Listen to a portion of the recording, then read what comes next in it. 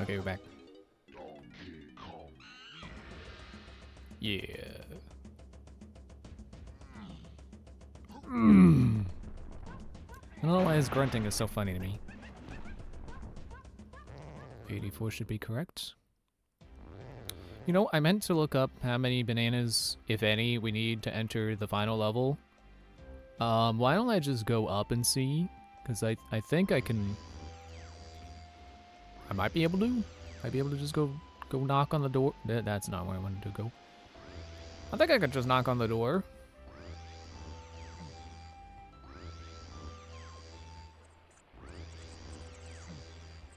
Also, I did read I missed a banana fairy.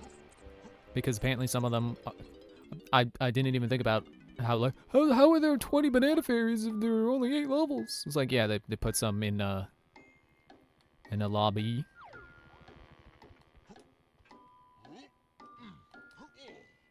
Nope, Chunky's gotta break it. It does still feel kind of pointless to get all the banana fairies if it's gonna take me, like, all of the levels to get them all. There we go. And a blueprint. Don't follow me. I gotta get the camera out. Chunky, get the camera. Chunky, get the camera.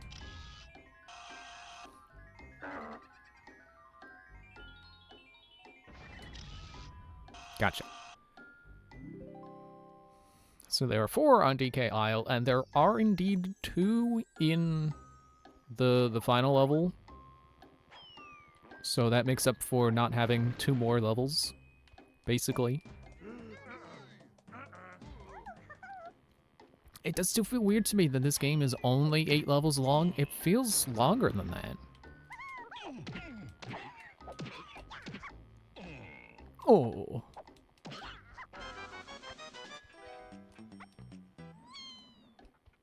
Okay.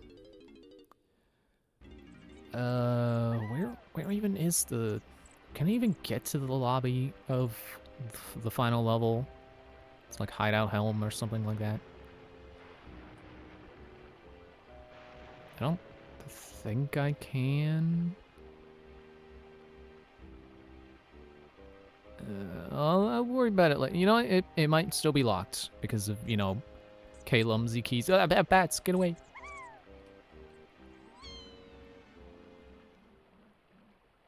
And I forgot where Crystal Caves is. I remember it's in Donkey Kong's ear. I'm just gonna remember how to warp there. 2. 2. 2! That is like the only thing I know about Kingdom Hearts is that one. That's not true. I've seen people talk about Kingdom Hearts before. And how that's the way that series is titled really ticks me off because there are some games that are actual follow-ups to like the guy you play as in the first game that are not called Kingdom Hearts 2. Kingdom Hearts 2 is like, oh no, this is different cast. We're following different characters now. I don't know why I'm switching characters. I'll just go in as Tiny. And it's like, well, okay. I was gonna talk about how like, oh, and then you have like Recoded and whatever that other one is. There's like 2 games that are basically just retelling the story of the first game, but they're like story important. So like even though they're basically like remakes, they're not, and you need to know them to know the lore and be, you know, caught up on everything. And it's like, that's... Why? Why would you do that? Why you make it so complicated to follow? Like, I'm not even gonna sit here and be like, Kingdom Hearts is a confusing story. Like, no, I don't even know that, but I do know that it is distributed in a confusing way that makes it seem like, oh, this is just a spin-off. I don't need to follow it. And then you do, and you'll be completely lost if you just go from Kingdom Hearts 1 to Kingdom Hearts 2. It's like, why would you do that? I get the notion of like, oh, we want the spin-offs to matter. Like, okay, but why you gotta make it confusing? Why can't you telegraph to people that they're important? What if someone picked up, like, you know, they just picked up a copy of Recoded, or whatever the other one is, from you know, they just picked up a copy of it from GameStop or whatever. I think one of them was on a phone, so I can't even say that. But where was 4? Where's... I should have done this all in one sitting. I don't remember where 4 is. You shut up. Yeah, what if someone just picks up, like, picks up a copy of one of those games that's basically just a retelling of Kingdom Hearts 1, and then they play it for a little bit and go, oh, this is just the first game's story again, and then they put it down and never play it again. Like you need to tell people, like, hey, this is important. Don't skip this. And honestly, I think it is kind of a bad idea of them to make them, like, you know, even if you want to be like, oh, well, it's, you know, it's recontextualizing the story. It's, you know, explaining things. It's making things make more sense. Why does it have to be, like, beat for beat the same story? Why can't it be, like, you know, the parts that you want to expand upon, expanded on? I don't know. It's really something I shouldn't talk about unless I've actually seen the game, you know, played them for myself and actually understand the story myself. I have no idea what the heck is going on in Kingdom Hearts. Something about friendship and darkness and spelling your name backwards with an X in it. I don't know. It's not my thing.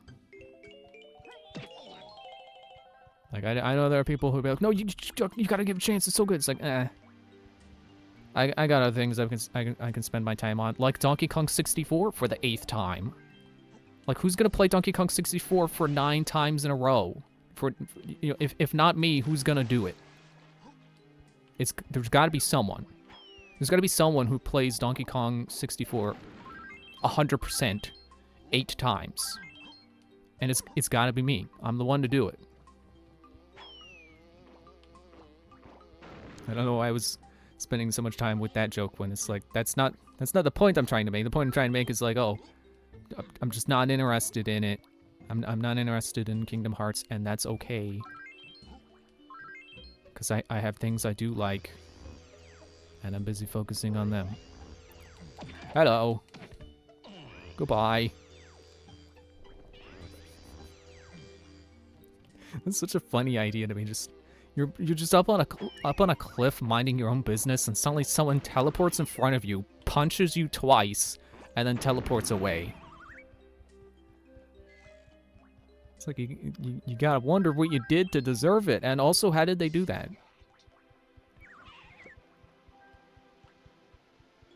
Chunky coins.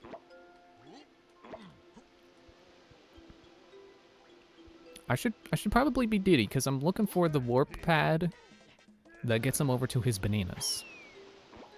Wait, I'm thinking of this backwards. You don't find the warp to go to that spot. You go to that spot to warp. Like so.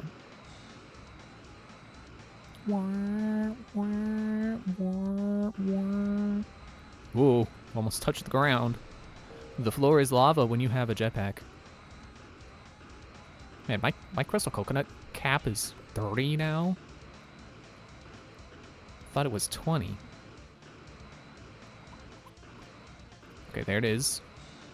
Carefully.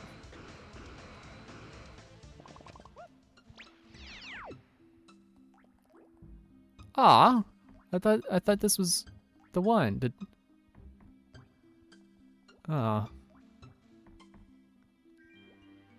I ever do the one? The other... I think I did. The one that takes Chunky into a place that only Tiny can get to, so he can get some stuff. How many bananas do I have? Can I even fight the boss right now? 25, 50, I'm gonna round that to 50, 70, 50, 75. So, yes, actually, I think I can open the boss now.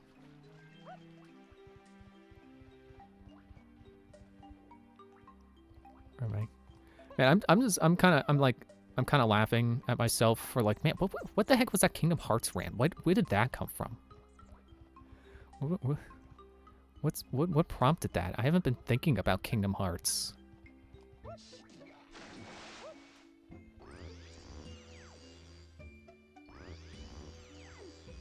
I don't even remember what made me bring it up. Like, how did I get on that tangent?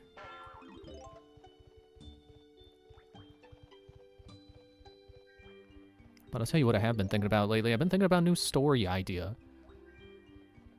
And I guess I don't normally talk about story ideas I have because you know they're always works in progress and never finished.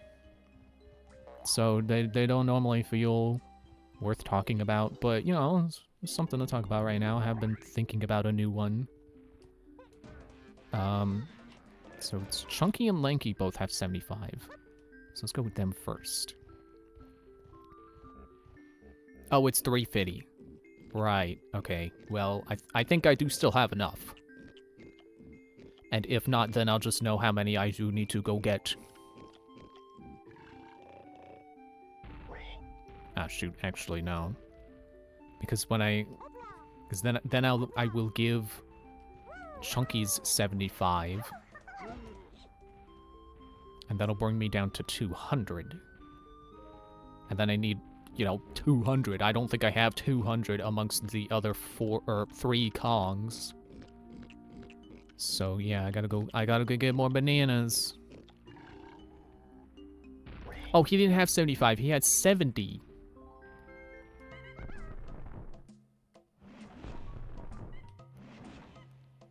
Then Tiny has 50, which would bring me down to 155. Yeah, I gotta go get some more toilet paper.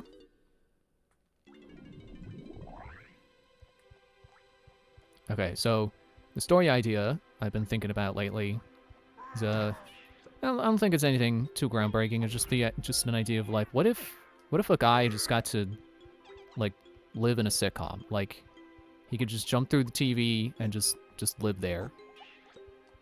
So it's about him doing that and like kind of living in the sitcom for a little bit, but then it starts to like, you know, the illusion starts to unravel and it's kind of like forcing him back out into reality. I've been trying to think about like what kind of approach I want to take with that. Because I don't want it to be like glitchy, you know? I don't want it to just be like, ooh, it's a sitcom, but oh, it's looping. Oh, the characters keep repeating themselves. Oh yeah, I forgot there were coins there. Like, I want it to be like its own organic existence that just starts to fall apart. Yeah, like Splat. Like that guy said. So I'm trying to figure out, like, how do I, like, what form do I want that unraveling to take? And I know I wanted to start with, well, maybe not start with, but I know I wanted to involve characters dying, because, you know, that's a thing sitcoms tend to not do. They don't typically just kill off characters. Especially not, like, main characters.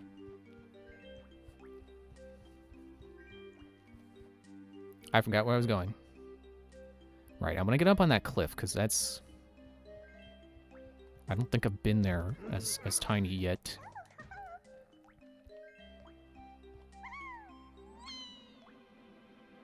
And I kind of want there to be like an antagonistic force that, or at least like a personification of like, of the reality falling apart. But I don't know, it's the only ways I could think to handle it feel kind of cliche to me. It's like, I don't want it to be symbolic of like the protagonist's inner evil. Can I make this? Okay, yeah, I can make this. Make this, make that. I said those at the same time, so it kind of felt weird in my mouth. I don't know if it sounded weird.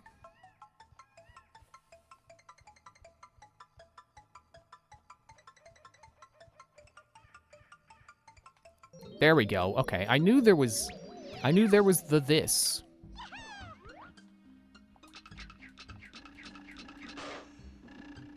Okay. How many is this? 5, 6, 7, 8, 9, 10. 10 bananas for Diddy and his blueprint. Oh, wait, what's this? Do you mind? I'm trying to teleport. Do you mind? Oh, my gun's out. Bye. I thought I already got this. I thought I already did the banana port one. Let me out. Let me out. I want to go over there so I can switch to Diddy and get his stuff easily. Okay. So now I know. Just turn to Diddy, get into the get into a barrel, and then fly over to that pad.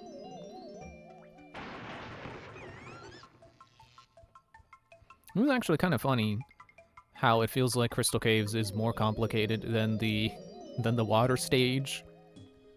That also has the, you know, the pretty typical water stage thing of like, oh, raising and lowering the water.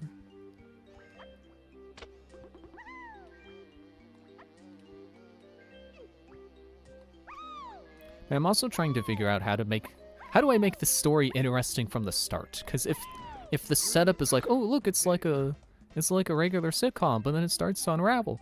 How do I telegraph to people that no, wait, it's not just a boring sitcom. It's going to be interesting later, I promise. It's like how do I do that while also like establishing the status quo of that reality?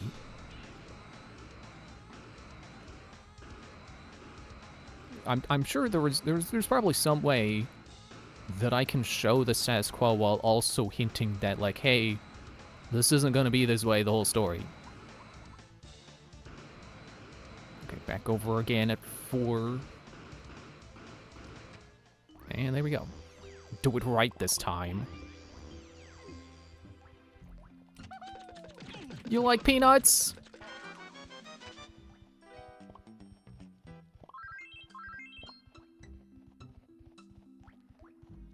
And I was bouncing some ideas off a Copilot for a while. You know, the AI thing.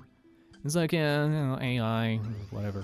I like bouncing ideas off of it, because sometimes it gives me an angle I didn't consider. But this time it's like, no, I don't think it really gets what I'm trying to go for.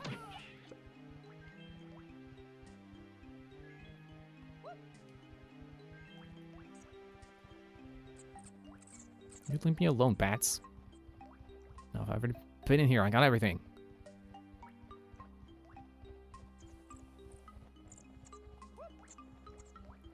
I think if I just go back to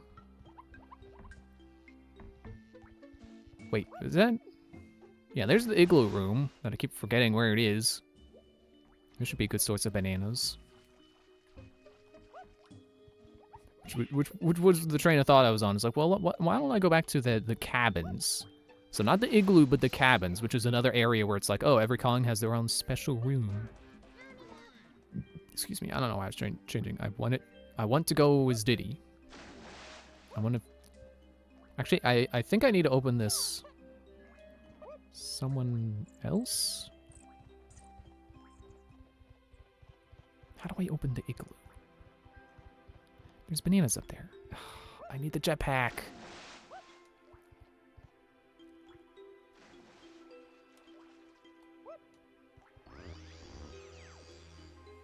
And, you know, also with the story, I feel like it's obvious that there should be some reason why this character wants to live in this oh, is that that's the chunky one, isn't it? So 3 and 4 are basically useless because they just go to somewhere that only Tiny can go otherwise. And then 1 and 2 lead me to the lobby, and then... Well, I think that'll lead me back to a barrel, so I can jetpack up to those bananas. Yeah, like, obviously there should be some reason why the character wants to stay in the comfortable reality of a sitcom. I just... Again, it's like, I don't really want to resort to cliches there, but there needs to be something.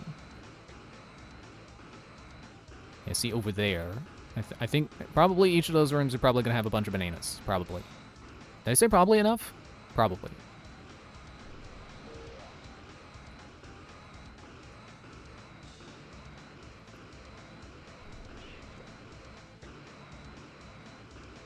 Okay, so it's you follow the water to get to the igloo?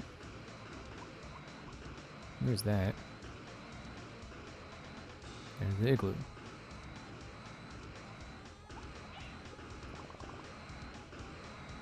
And get up there. Get up.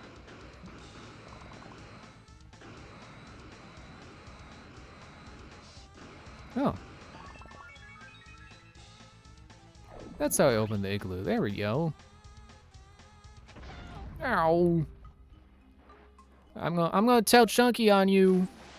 He's gonna come and beat you up.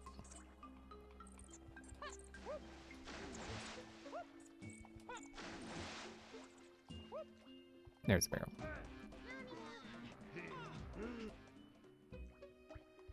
Is that the... Yeah, that's the other one that I flew over and got more bananas. I'm trying to make sure I didn't forget to get any additional bananas floating up in the air for Diddy. Did he get them all? No, Diddy didn't. Dang it. Oh well. It's just 5. I'm sure I can find more.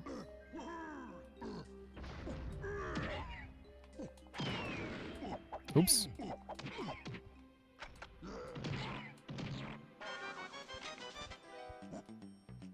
Seems like the guns, like they deal damage, but they won't knock him on his butt, which lets you continuously hurt him. So maybe that's the best way to beat him. I still have not looked up any speedrun strats, even though I kind of want to. But I don't want glitches, is the thing. I don't want to just skip stuff. I want to play the game normally, I just want to play it fast.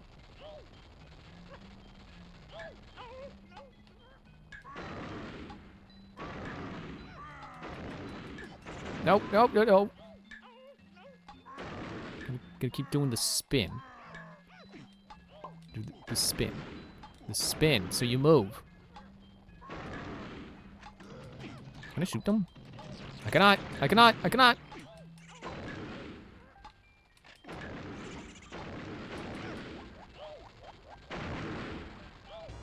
Well, he's dead forever. You're not gonna leave me alone, are you? Okay. I think they will if I beat the minigame. I just failed. Yeah. Okay, whatever. We've seen this before.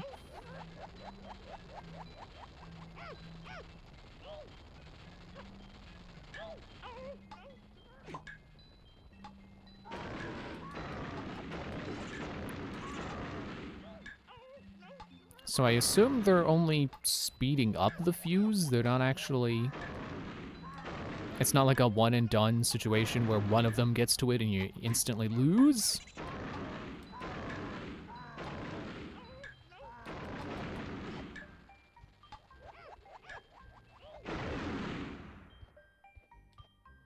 Gee, thanks, Chunky. Okay, yeah, whatever. Hee hee. What if I just...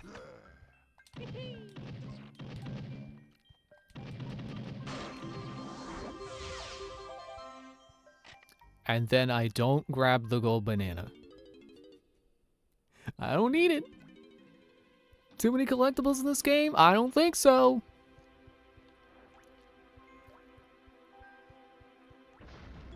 I suppose that's not connected. Those trains of thoughts are not connected. Like, aren't I just proving the point that there are too many by refusing to pick one up? Wouldn't it make more sense for me to collect everything and then be like, see? It wasn't too many. I got them all.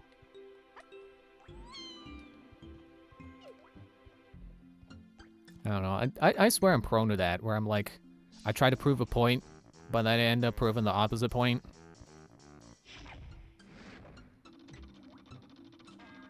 Oh, I killed the blueprint guy. Forgot that he does the music. Whoops. Well, I think there was a guy coming at me, so... Self-defense jazz. Oh yeah, it was a big club guy. I didn't even mean to do that. I wanted to get my gun out. So I pulled out my gun. I think that's how he says that line.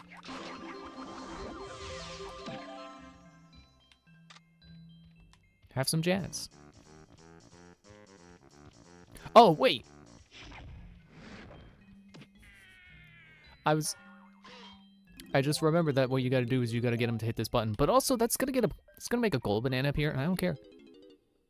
I worry about them later, but, like, I still have blueprints to turn in, so I don't think I need gold bananas. I do need the camera to turn the way I want it to, though.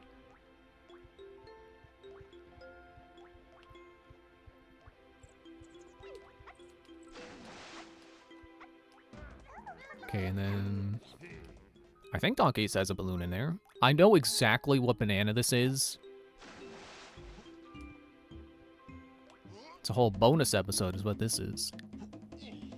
It's like the only place in the game where anything does more than two melon damage.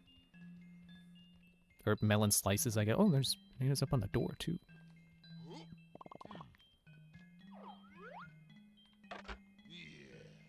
Where's the... I thought I saw a balloon. Why are you giving me crystal coconuts? You don't do anything here, do you? Ow. Okay, yeah. This is why I'm not saying, like, this is the only place in the game that does more than one melon slice. But, like, no, these guys do 2. They deal 2 damage. And deliver 2 health. But the maze... Oh, there's individual bananas. No! There was a balloon! Yeah, the maze itself does an entire melon.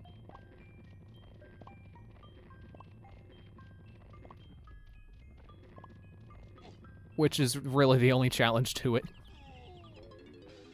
Because if it did any less than that, I swear everyone would get it on their first try. Seriously, why are there crystal coconuts? It makes me think you're supposed to be invincible when you go through this. Camera!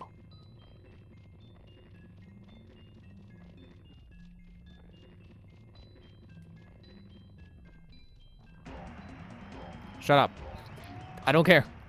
It's not what I want. I want the balloon. Give me the balloon. There we go. Okay, now who has how much? Who has what? So 80, 50. I already turned yours in. Did I turn in Tiny's? Shoot, I don't want to keep running back to Trough and Scoffs. Speedrun tactics. But I feel I must.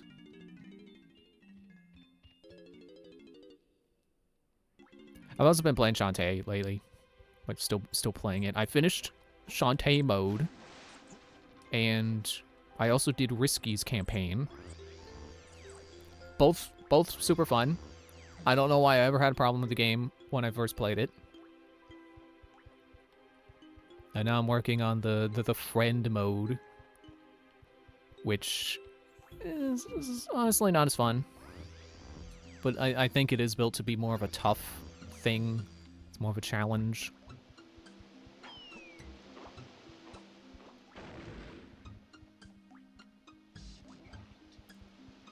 Okay, so I guess Lanky's supposed to get up there. But what if I didn't want to? What if I just went somewhere else? Where did I go in last time? I think it was, not here. Oh, there's Lanky balloons. Donkey, let go. Donkey, let go. Donkey.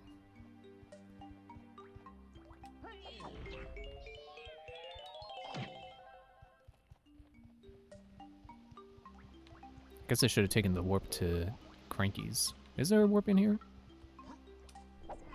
You know, aside from the one I took to get here. No? Okay. Well, I guess the igloo is kind of close.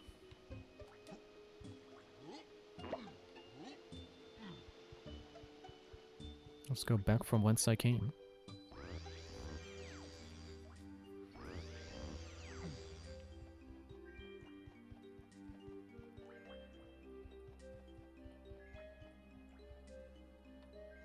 Camera, please.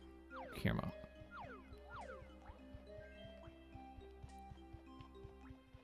Also notice how I'm not taking the warp I said I was going to take, but here we go. I accidentally went towards what I was trying to go to begin with.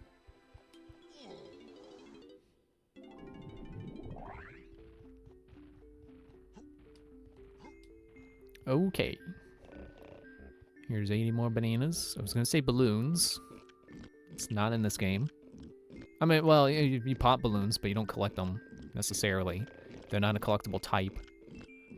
They're not one-ups in this game. Come on, you can reach that. Just jump a little. Oh, he's only got 50.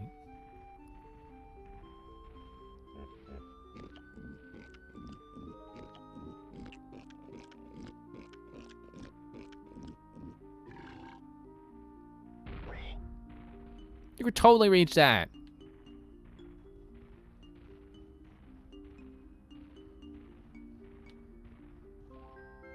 Oh, an intern in Lankies?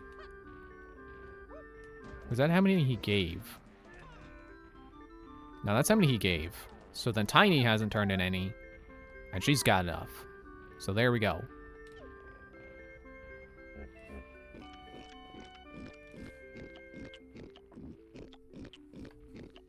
It only took me 30 minutes. And I say that as a joke, because it's like, well, still feels like kind of long for all, you know, basically just doing the coin power star.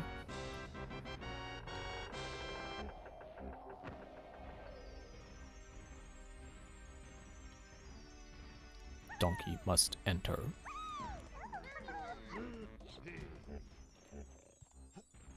One donkey enters. One donkey leaves. Because he will win.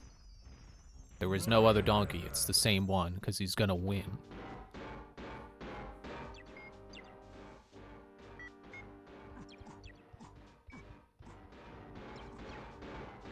They're prepping the boss.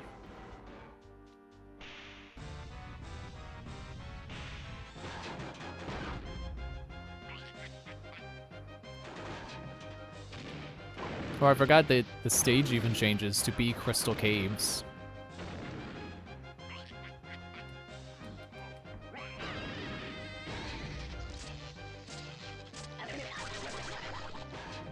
You know, your bosses would win if you didn't stop to taunt. Whoop, why'd you suddenly turn? Cannons come in and then what? Rockets? Rockets.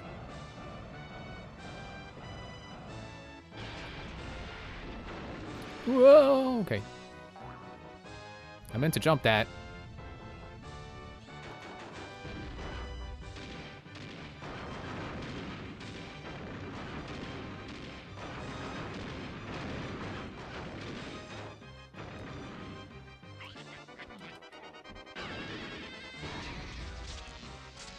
Kind of sounds like something from Super Mario Sunshine. Can't put my finger on what, though.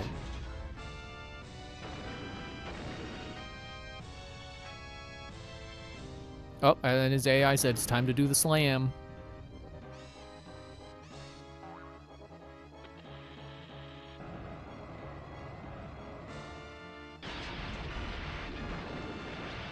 Whoop! I did it right this time. Oh, he's doing another one. No, not a second one.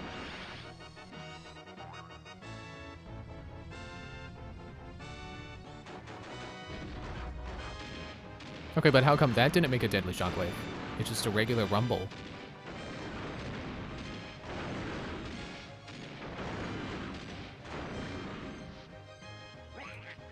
I thought part of the strategy to this fight was making sure he doesn't blow up the barrel, but it doesn't seem to matter, actually.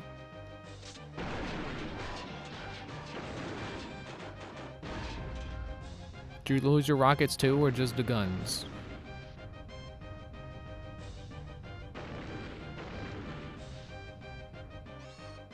No, just the guns, okay.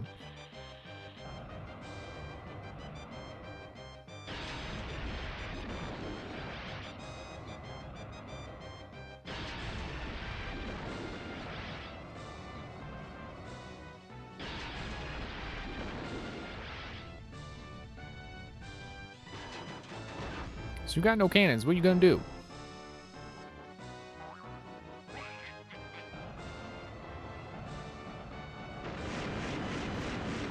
Oh, okay. I forgot you have this phase. Whoa, it's a missile.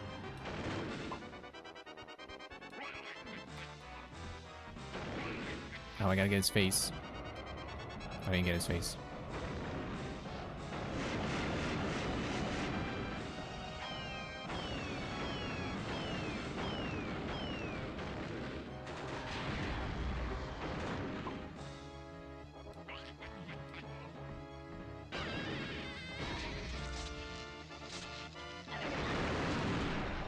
Oh, and he's done.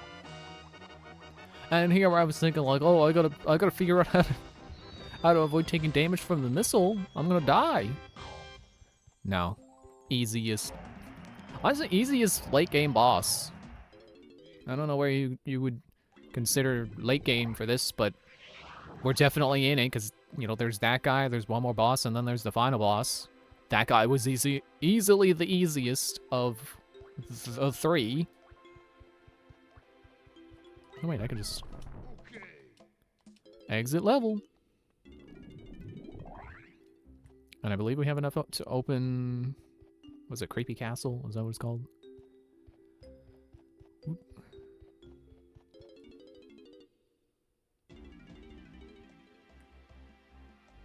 Oh yeah, now that I'm out here, I remember what joke I made that got me on the topic of Kingdom Hearts was 2!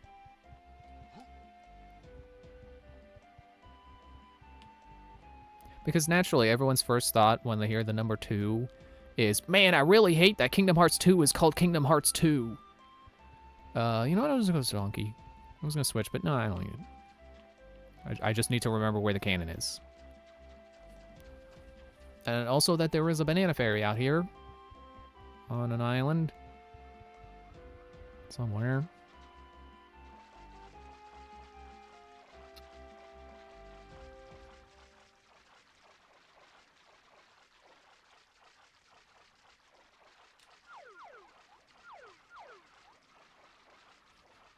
And you know, to be fair to Kingdom Hearts, I hate a lot of RPG titles. Like, I hate Octopath Traveler, and the fact that the next game is called Octopath Traveler 0, even though it has, like, absolutely no reason to be called 0, because it's not even, like, a prequel. It's completely unrelated to the other games. There is an Octopath Traveler 2, right? So, like, what are you calling it 0 for? There's... I don't know, maybe if you play, it's like, oh, actually, 0 is very thematic with how the story plays out. It's like, okay, sure.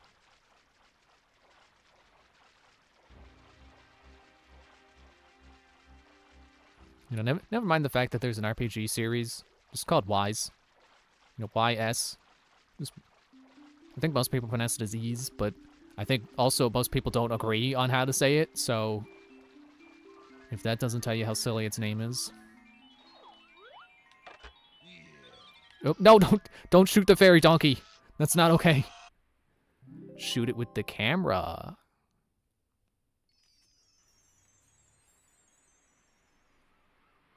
And now we awkwardly have 31 crystal coconuts.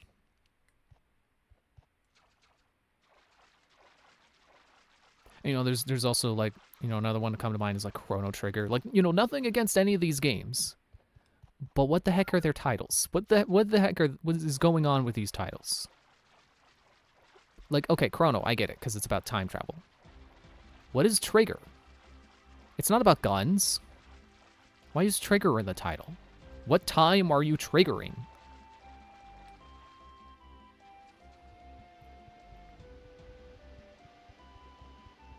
Honestly, I think it is kind of like a cultural thing with, like, I don't want to be like, you know, Japan just always names things weird. Because, like, I like Nintendo stuff. Nintendo is Japanese. They make games I like, and they title them things that are usually pretty sensible. But, like, you know, just like a cultural thing of, like, well, you know, like, manga tend to have weird, and sometimes the title is just the entire plot synopsis. Like, sometimes the title is, I got hit by a truck and came back as a slime, but the slime got killed, and now I'm the adventurer who killed the slime. I did not mean to come in here and change characters. Where is the cannon? Is it behind, it's over here?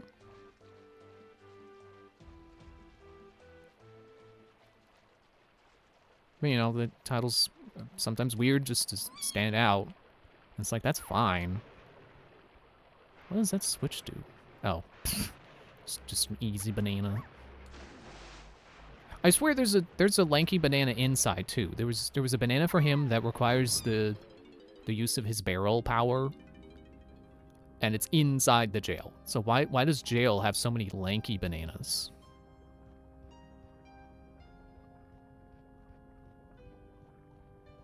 But I guess I don't have room to talk about titles because, like, I have no idea what to call the stuff I come up with.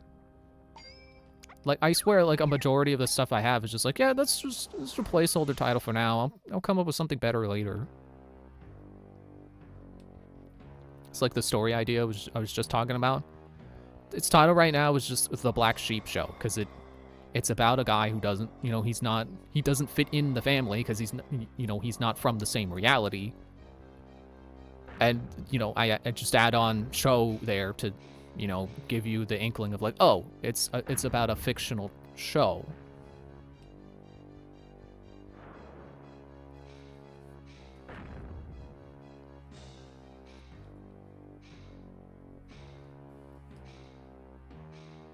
Nearly there. I'm almost safe. What do you mean safe?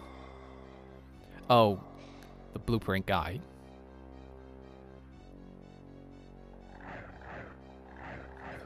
He's right behind me, isn't he? Creepy castle. I forgot how many bananas I need, but I need to be Donkey. So we go turn into him at the nearest opportunity. Very nearest opportunity. Why are there lanky coins just hanging off the edge? You get out of here. Whoop, whoop, whoop.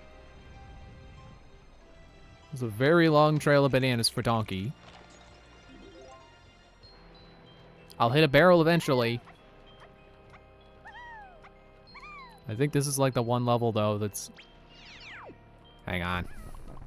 It'd just be easier if I just exit level, use the lobby's change barrel, and then go in as the correct Kong.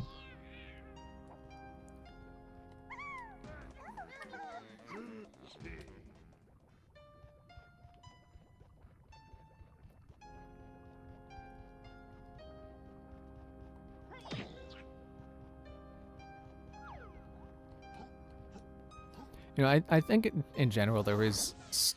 Whoever it is at Square Enix that names their games, I don't like them. I swear, like, I don't like any game... the name of, like, any game series by Square Enix.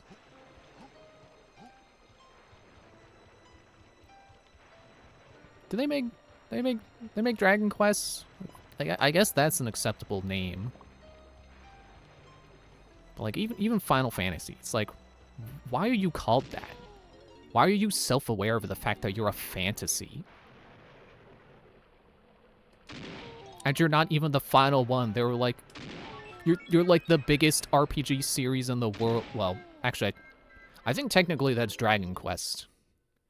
But, you know, Final Fantasy is close behind it, and it is nowhere near the Final Fantasy. It's like, why are you called that? And I know the rumor is like, oh, it was because the guy who made it, it was going to be his last game. It's like, I thought I heard that was disproven. It still doesn't make it a good title. It's like, what if there was only one Final Fantasy game? It doesn't mean its title is any better. Same goes for Final Fight. I'm not playing any favorites here. Final Fight, you're not even the Final Fight. How many of them are you? How many of you are there? That's what I meant to say. keep missing. Stop missing. I'm not even really sure if there are bananas up here, but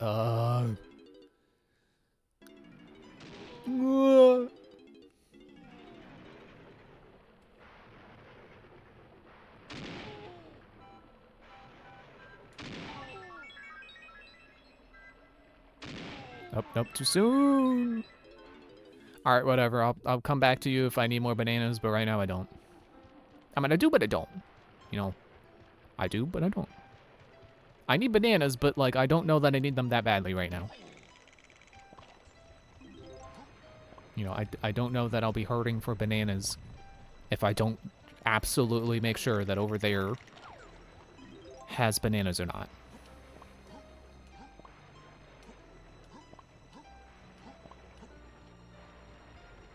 Now there's the one. And... Oh, no, no, no. Okay, fine. I wasn't gonna die.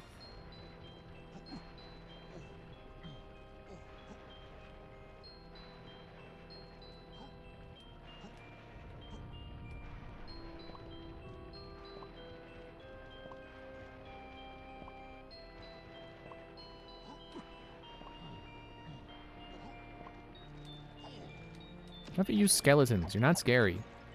Didn't I already go over that? Skeletons aren't scary. I have one. They're not scary. It's like imagine if someone was just, you know, there was just a living kidney walking around like, ooh, I'm a kidney, aren't I scary? It's like, no. I have 2 of those, I think. I'm pretty sure.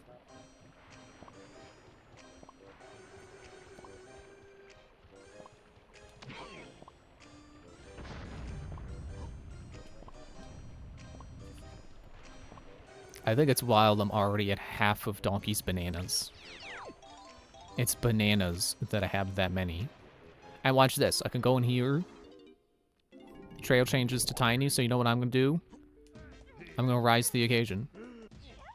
I'm going to face this challenge with exactly what it's asking for. Did they think I would do that? I don't know. But I sure did do that. That sure was a thing I could do. And it was actually quite convenient.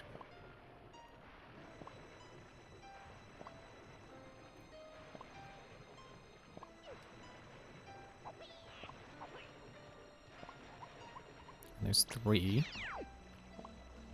1, 2, and 3, but I have not found any of their counterparts. You're not scary! What are you doing? Who are you even fooling?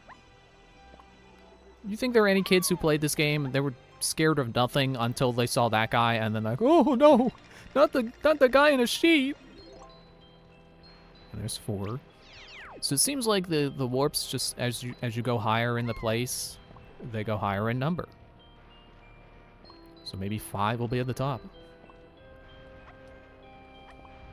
Uh-oh! Oh, hi, Diddy Coin. I can't believe I took no fall damage. Now I want to... I kind of want to just play in the... Like, go around the rest of the level until I find the warp to go up. Like let me try to find 4. Find the other 4. Oh. There's candy. It's who bought stuff for us last time? Who's got coins? You got anything new for us, Candy? You do. It's your lucky day, Lanky. For just 9 coins, I can upgrade your instrument. Sure.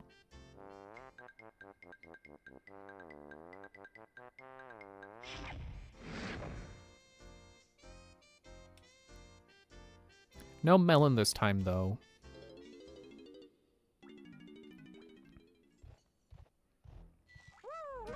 Okay, let me switch to Chunky, because he's got stuff around.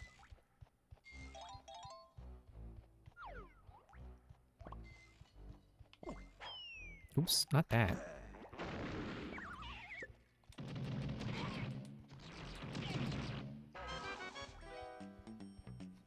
never get to finish, Jingle.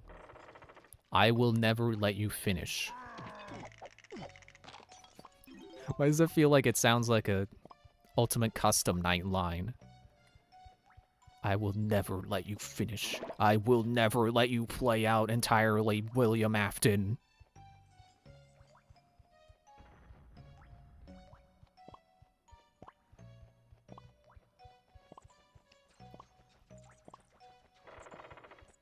You know, I do think it's a little weird that people say that the lore is too the Five Nights at Freddy's lore is too complicated to follow. Like, what's hard to follow? William Afton is awful. The end. I don't know why people think, oh, the lore is too complicated now. It's like, no, it's not. It's all about how terrible William Afton is. I don't know what... I genuinely don't understand what people don't understand. Like, I guess that, like, you know, like, oh, how do the animatronics exist? How are they haunted? How does that all work? Like, I guess you could consider that complicated, but it's not. They're haunted. The end. Everything else is just, like, kind of the explanation of, like, oh, how does it work that they're haunted? You know, there's, like, stuff about Remnant and Agony, but it's not complicated. It's like Remnant is like, it's like the, you know, the remnants of a soul. And then Agony is agony. It's, you know, the echoes of pain. And they both basically just exist to be like, yeah, that's how this thing happens, is because this. How are the animatronics haunted? Oh, because Remnant. How is this one haunted even though there's no ghost? Oh, that's Agony.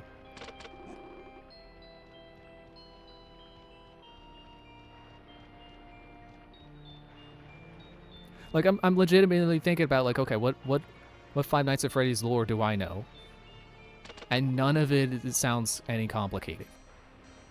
Because, like, if you go through all the mainline games, you know, ignore the books, because the books are not canon. They don't matter. Whoop. I was going to change characters anyway, it's fine. Oh, I forgot that puts you at the beginning. I guess it's not fine.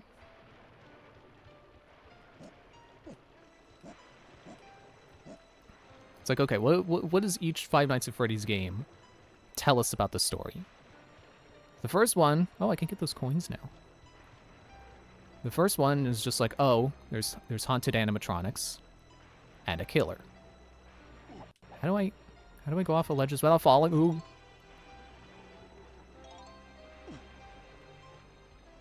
And then the second game is a prequel, and it takes place during the, well, see, I don't want to say this is where it gets where it's true that it's complicated, because it's not complicated. It's just obscure. It's just unconfirmed. There's just a lot of theories as to what it is, because some people say that Five Nights at Freddy's 2 has a second incident. Like, there's the missing children incident, where the original 5 ghosts come from, and then they say there's a second incident where another 5 ghosts come from. And I don't believe in that theory, because it doesn't really make sense. Who was I? Tiny. And I feel like it is kind of grasping at straws, explaining like, oh, but in the mini-games, the dead bodies are out in the open and not in the stuffed in the suits like everyone says. Like, does that even matter? I think we're, like, splitting hairs over the aesthetics of the minigames there.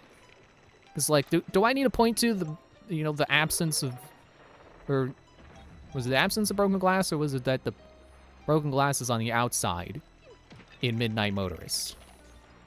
It's like, yeah, sure, we can say that means that the window was broken from the inside, but it could also just be that the glass was put on the outside so that you know the window was broken, and that Scott didn't think about the direction of the glass shards when he made that, because he just wanted to say, hey, the window was broken. The same thing for the Five Nights at Freddy's 2 game, the mini game that people like to point to and go, look, the second incident, the bodies weren't hidden. It's like, no, they weren't hidden because the mini game is a story, and the story is telling you that people are dead.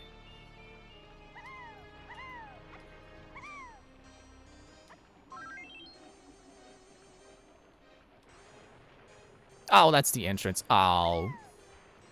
I should not have jumped down there. Can I climb these trees? Yes. Is there a point? No. But I can. Oh, wait, actually. I can use that to get back up. It's a way back up if I fall. Ezio would be so proud. Oh, they didn't let me grab the ledge. But if I face this way, maybe the game will register. Or I'll jump high enough and get up there anyway. Never mind.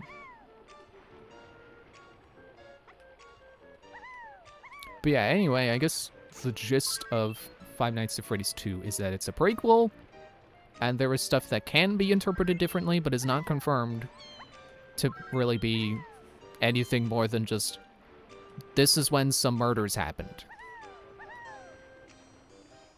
Ah, here we go. It's a hub. Look at that.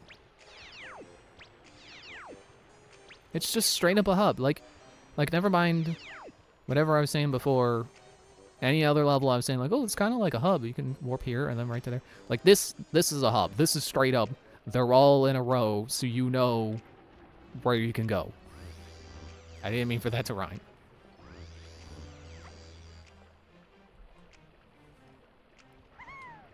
And then you know what Five Nights at Freddy's 3 tells us?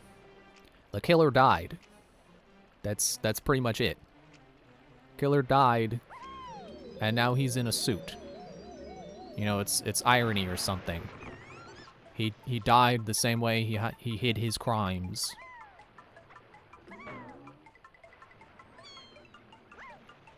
I can't. Camera, please, camera. It's supposed to be up here. Okay, get in there. And, you know, so Five Nights at Freddy's 2 may be the most complicated one because it is so vague with, like, when does it take place? How many murders were there? I'm being attacked by flies. That's not part of it.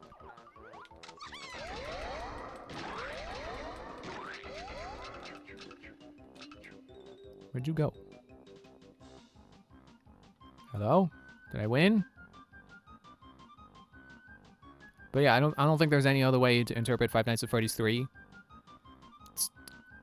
The killer died, and he's in a suit now. That's it. It's not complicated. Ah, a bee! Or not a bee, it's a fly.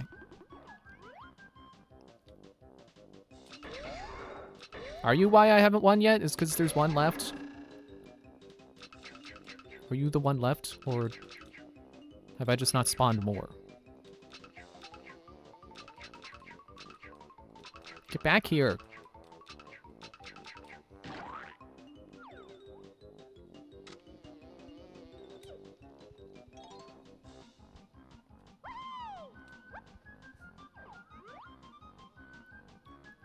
Hello? Ow.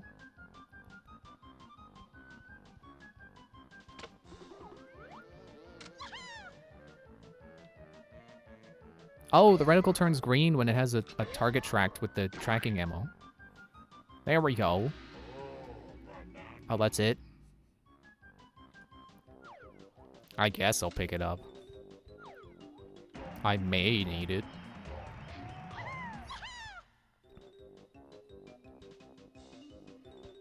I suppose Five Nights at Freddy's 4 is another sorta complicated one because of its vagueness. But, like, it is pretty straightforward story of the crying child, and then he died. And again, there's, like, you know, there are theories about, like, oh, well, maybe you're not actually playing as him during the game. Maybe you're playing as someone else. It's like you know, if you're gonna look at theories and then go, oh, man, the story is so complicated, like, is that even being fair to the story, to say the story is complicated because of what theories are saying? I feel like that's not fair. You know, just because there are theories that might make it sound complicated, that doesn't mean it is complicated. It just means other people are making it complicated. Because I still think it's pretty straightforward. It's just the story of the kid, and then he got bit. But the twist is that it's not the bite of 87, it's the bite of 83. That's the only real complication that is confirmed in the lore. I don't know why I keep forgetting what the zoom the camera out button is. Yeah, I guess I'll go do the lanky thing while I'm here.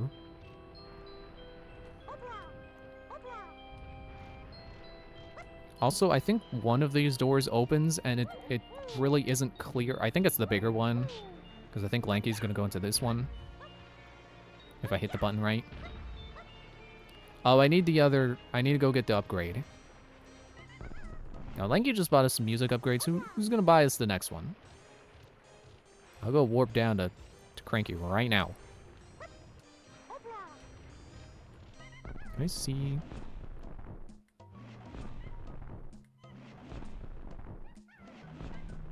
No. Which is a complaint I have about this game, is that you can't see your banana coin totals. 19. 43! Alright, it's Donkey's turn to buy. I thought he would grab that. Oh, hello, Lanky's blueprint. Uh-oh!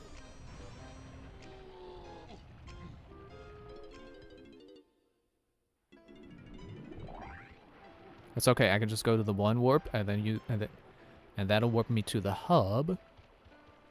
And from the hub, I can warp to where I'm meant to go, which I'm pretty sure is 3.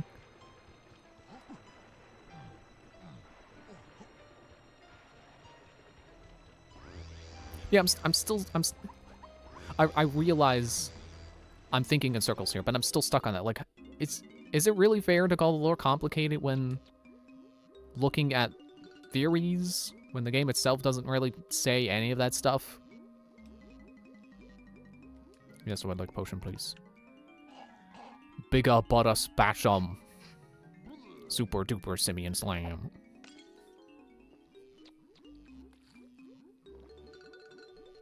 Sorry, take a drink. That's all the potions you're getting, Donkey. Now scram and leave me in peace. I gotta get your jetpack coin eventually. Just not right now. Because I don't need it right now. I can beat this stage's boss. And then and then I will worry about it. But for now I will not.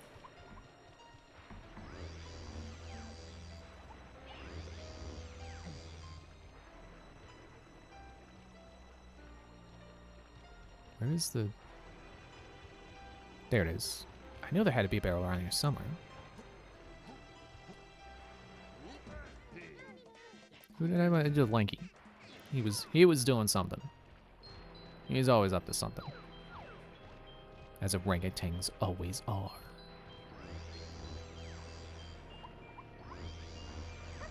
I was gonna start talking about the next... It's like, what's the next summary of Five Nights at Freddy's lore in my explanation to show how it's not actually that complicated. And I was gonna say 4. It's like, no, not 4. Sister location. And sister location is also pretty straightforward. The animatronics were mistreated and they want out. And that is where we get to like the you know, bringing into canon the concept of Remnant. Or no, if not that game, then Pizzeria Simulator. But like, if you're gonna sit here and tell me that Pizzeria Simulator is complicated, I don't know what to tell you. Other than it's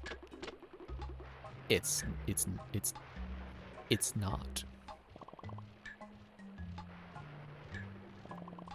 Because it's just bringing all the animatronics into one place to destroy them.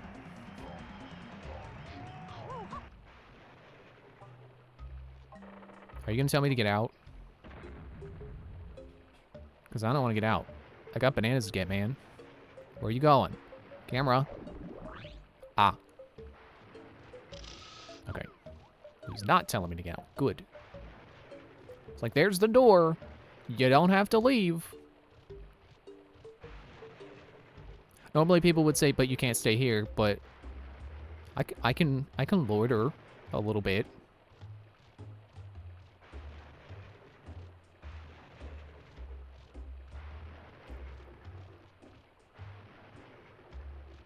There was a speed barrel?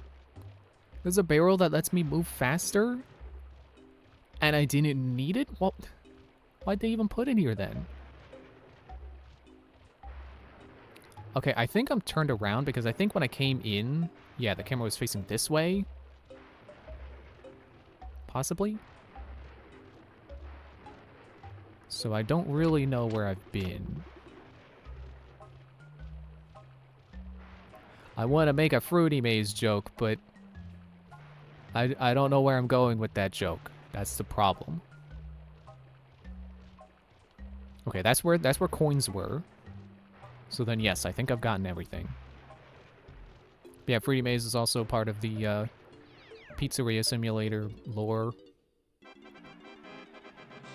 And it's also very straightforward. That's how the killer got one of his victims.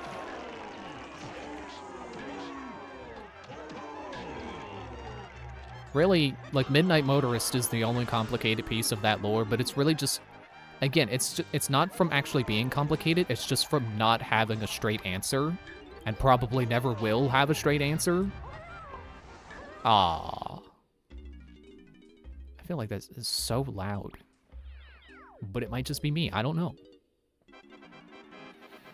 I'm gonna watch the volume levels over on the volume slider.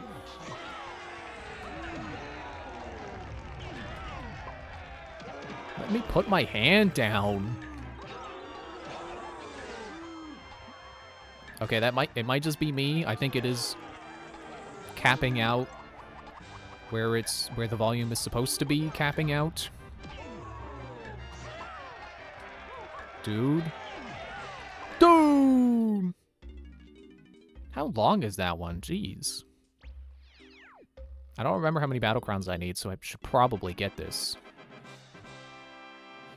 Forget how many I need. How many I have?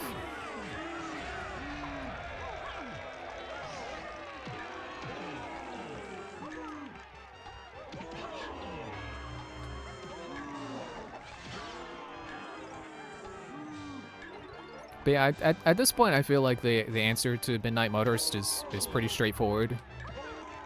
William Afton is a terrible person. That is the solution. That is what Midnight Motorist was trying to tell us. Because it's what the games have been trying to tell us the entire time. And I think that's really what the lore Pizzeria Simulator was trying to convey. You know, in addition to the let's get all the animatronics in one place and kill them.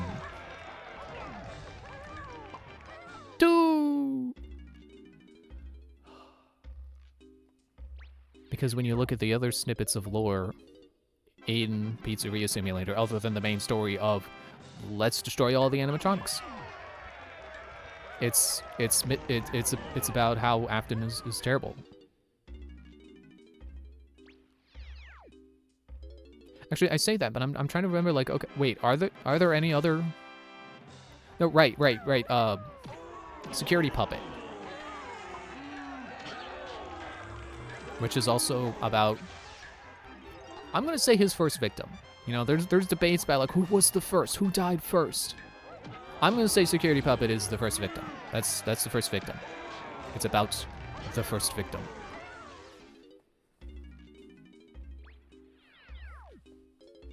You know, I know there were other pieces of lore that said, oh well, you know, Chica was the first. She saw everything. But, you know, I mean, it can be reinterpreted.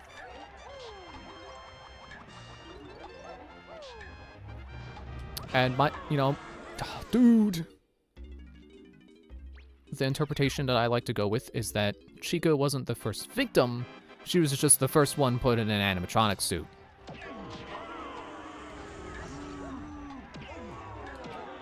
Because the idea, one of the things that Five Nights at Freddy's 2 told us is that the puppet brought them to life.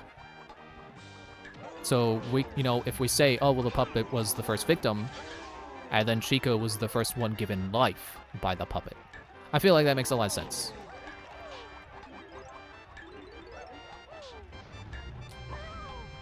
Dude, I'm not getting those invincibility frames from shooting the charge beam.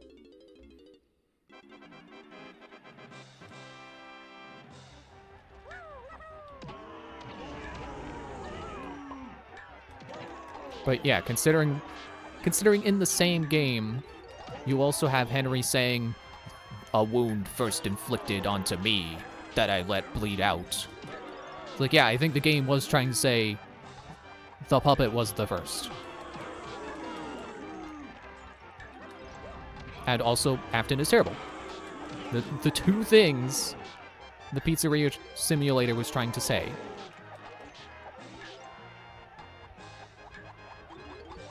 And I guess there's also Candy Cadet's stories, but they're all basically about how, 5 things turned into one, and that was bad. Which I think is supposed to be about Ennard, possibly.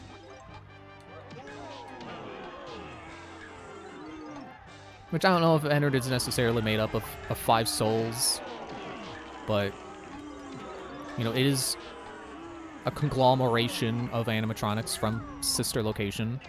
So you at least have, you got Ballora and, I was gonna say Molten Freddy. No, that's what he is in Pizzeria Simulator.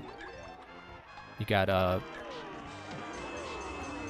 Funtime Freddy, Funtime Foxy, and Funtime Chica. So there's at least 4 in there. And Baby was part of it, but then she got kicked out because they didn't like her.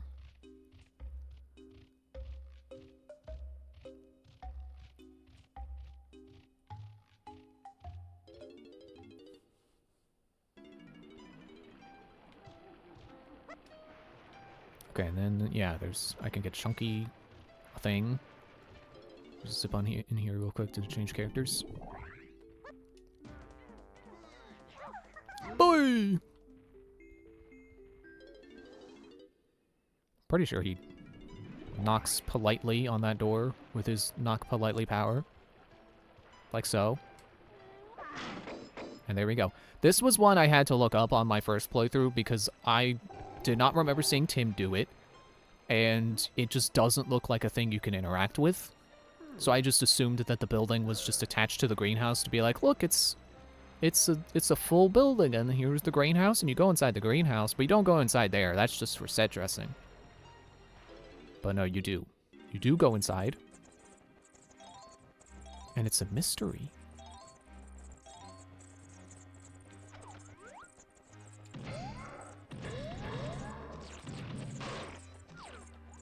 I don't know where people get this from, but Pizzeria Simulator, I think, started the... It may have started the rumor, or maybe just added fuel to the fire, that the Mangle from Five Nights at Freddy's 2 is haunted by a dog. And I think that's incredibly stupid. It's like, I know that the Five Nights at Freddy's lore is not exactly serious. There are some very silly things about it. Why did I stop being invisible? Did I run out of crystal coconuts? No?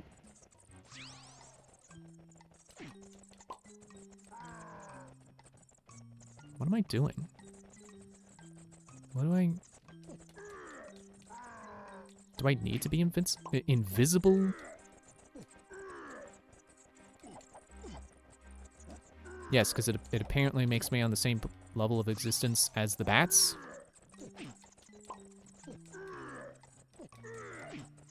Why can't I fight them, though?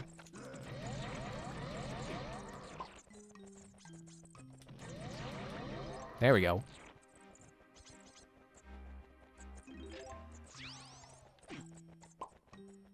But, yeah, basically in in Pizzeria Simulator, there is a lore tidbit that William Afton may or may not have killed a dog. And the point is supposed to be that either he's lying and didn't he may not actually be the one who killed the dog, and he may just be saying, I know where your dog is, to trick his victim. Which is the main point. He said that to trick his victim. Or he did kill the dog, but like why would there be a ghost dog? Why would the ghost dog be in Mangle? It doesn't make any sense. Why would a Wookiee inhabit the body of the Mangle? It just does not make sense.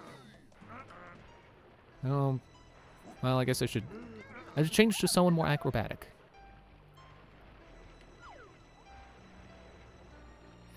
And the thing that really frustrates me about this idea is that why would it be the Mangle when people are saying like, oh, it was Susie's dog, and Susie went into Chica, and then her dog went into Mangle.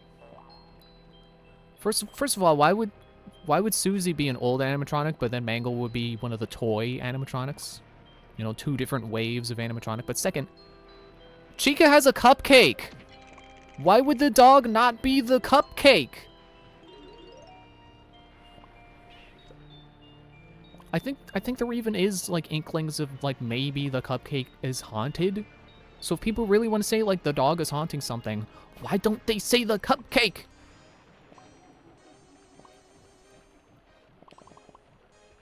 And there's 5, just like I predicted. Why did I sound kind of angry when I said that? And there's 5. Great.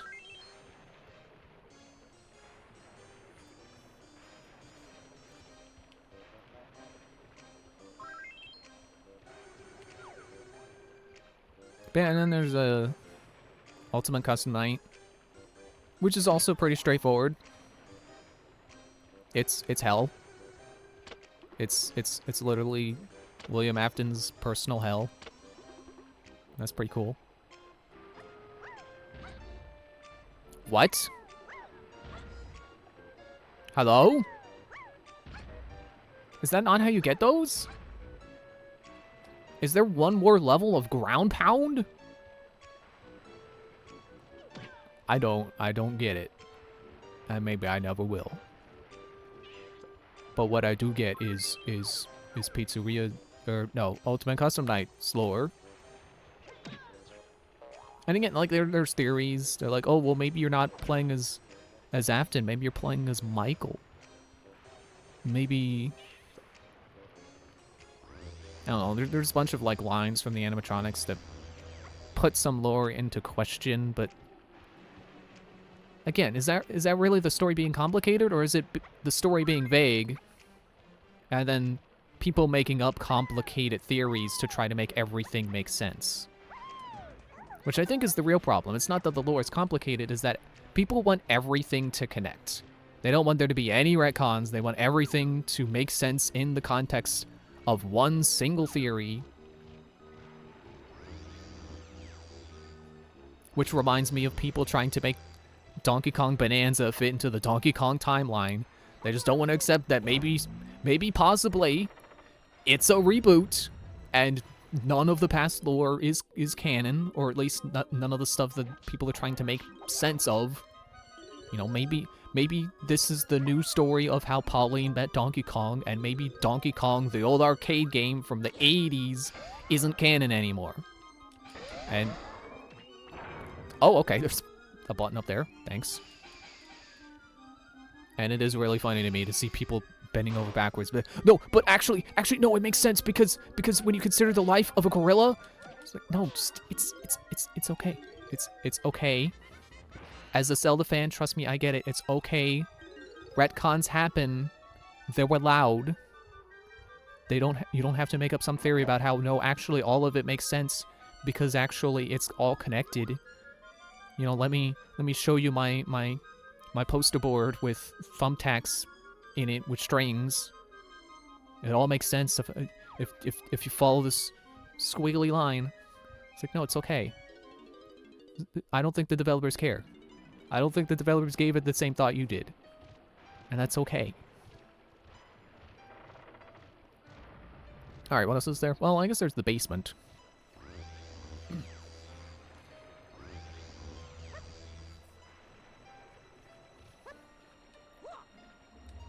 I definitely get the sense that I don't have enough small bananas with everyone. So I'm not even going to look, I'm just going to keep looking around. I'm just going to keep exploring.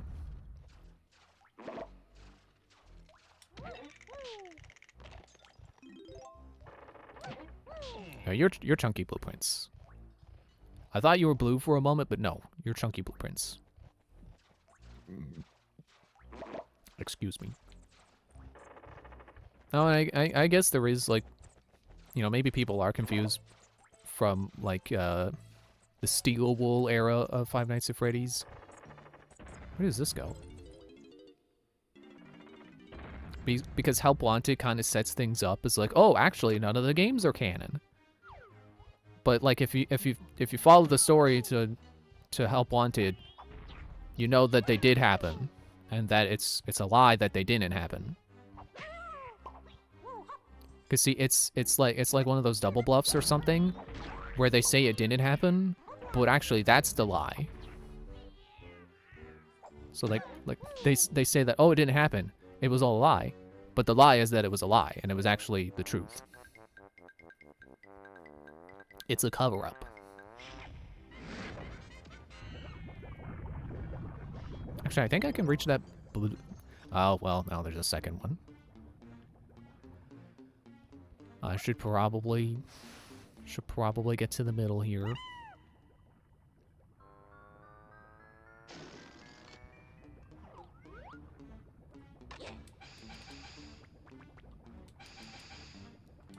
You know, it's funny how easy it is for me to sit here and be like, no, actually the lore makes sense. When I'm like, I'm on my own and I'm thinking my own thoughts about the lore. Because it's like, you know, now that we have the context of, you know, we didn't even need Secret of the Mimic to make the Mimic make sense. Because, you know, after it gets introduced in Ruin, it's like, oh, okay, that's what's going on. The Mimic. And then you go back to Help Wanted and the vanilla version of Security Breach. It's like, oh, okay, yeah. This stuff makes sense. There's the Mimic foreshadowing. Because like what is Glitch Trap? He's the Mimic. And I guess people were confused because they thought it was like supposed to be the ghost of Afton, but no, it's just a program mimicking him. And now that we have, you know, the Mimic as a well-known and kind of hated piece of the lore, which I don't think it deserves any hate. It's like now we know, oh, the Glitch Trap is the Mimic. It's the programming of the Mimic who you know, got some data of William Afton, and now he's pretending to be him. And that explains Burn Trap too. Burn Trap was also the Mimic. There was no, you know, he didn't come back. I know he says he always comes back, but actually he didn't. He's gone for real.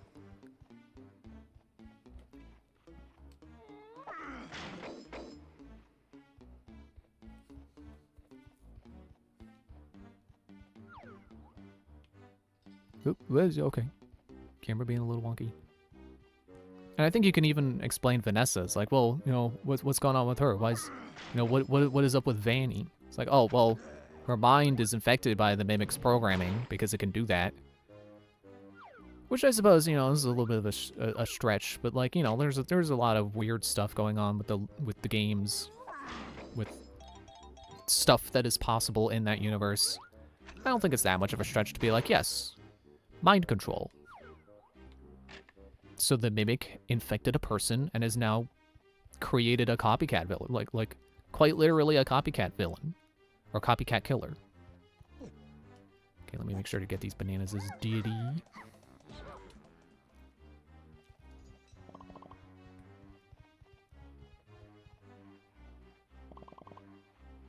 And then, like, you know, tying that into Security Breach. So, you know, the animatronics becoming evil. What causes that? Glitch trap virus. So, you know, the programming of the Mimic became a virus and made the robots kill. Or at least try to. I don't know if there's any confirmation of them actually succeeding, but they tried. Except Freddy, because he you know, he had the thing happen, and then he went into safe mode. So the virus couldn't infect him, and that's why he's on our side. Oh, balloon. I could just nab the balloon and go, really. Oh no, the gold banana, but I want the... Get out of the way! Can I kill you with guns? I don't think I can. I think you're too tough. I'm gonna say no.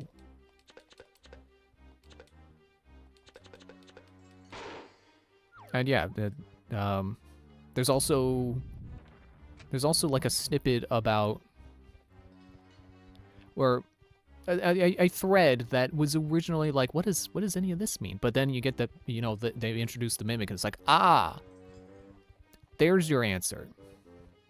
There's like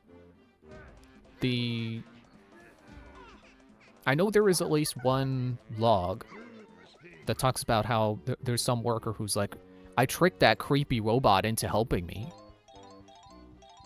And it's like, oh, well, now that we know the Mimic, that makes sense. That was the creepy robot he's referring to. That's the Mimic. I'm just here for the bananas, thanks. I'm not interested in slide puzzles. Then there's like the one room that's like covered in sticky notes or something. That seems to be like someone. I want to say it seems like someone learning, or trying to learn to. Like it was one of those things that was like originally pointed to as like, oh, is Gregory a robot? It's like, now we know. No, that was the Mimic. And it's not even, you know, saying that, it makes this like, you know, the fear with when they introduced the Mimic was like, oh no, what if it turns out that the Mimic was everything the whole time? Like, it's just gonna be like a Scooby-Doo villain. It was like, you thought I was Glamrock Freddy, but actually, and then he pulls off his head, I was the Mimic. But no, it's pretty much anything that just didn't make a whole lot of sense on its own. It's like, ah, okay, now we know. The Mimic. And I don't mean that in like an all-encompassing, was it the Bite of 87? Was it the Bite of 83? It was the Mimic, actually. It's like, no, not that far. Just in the context of the Steel Wool games. You know, what was the creepy animatronic? The Mimic. What was, you know, who left all those sticky notes? The Mimic. Why is there a setup that looks like the Afton family? The Mimic thinking he's William Afton. And who knows, maybe Vanny wasn't even like a brainwashing. Maybe that was... I mean, she is a little crazy, but... maybe... like, through interacting with the Mimic. Because I think that's also part of the implication, was that Vanessa found the Mimic. So possibly through interacting with it...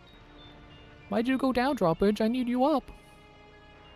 And possibly through interacting with it, maybe it, like, converted her to a killer somehow.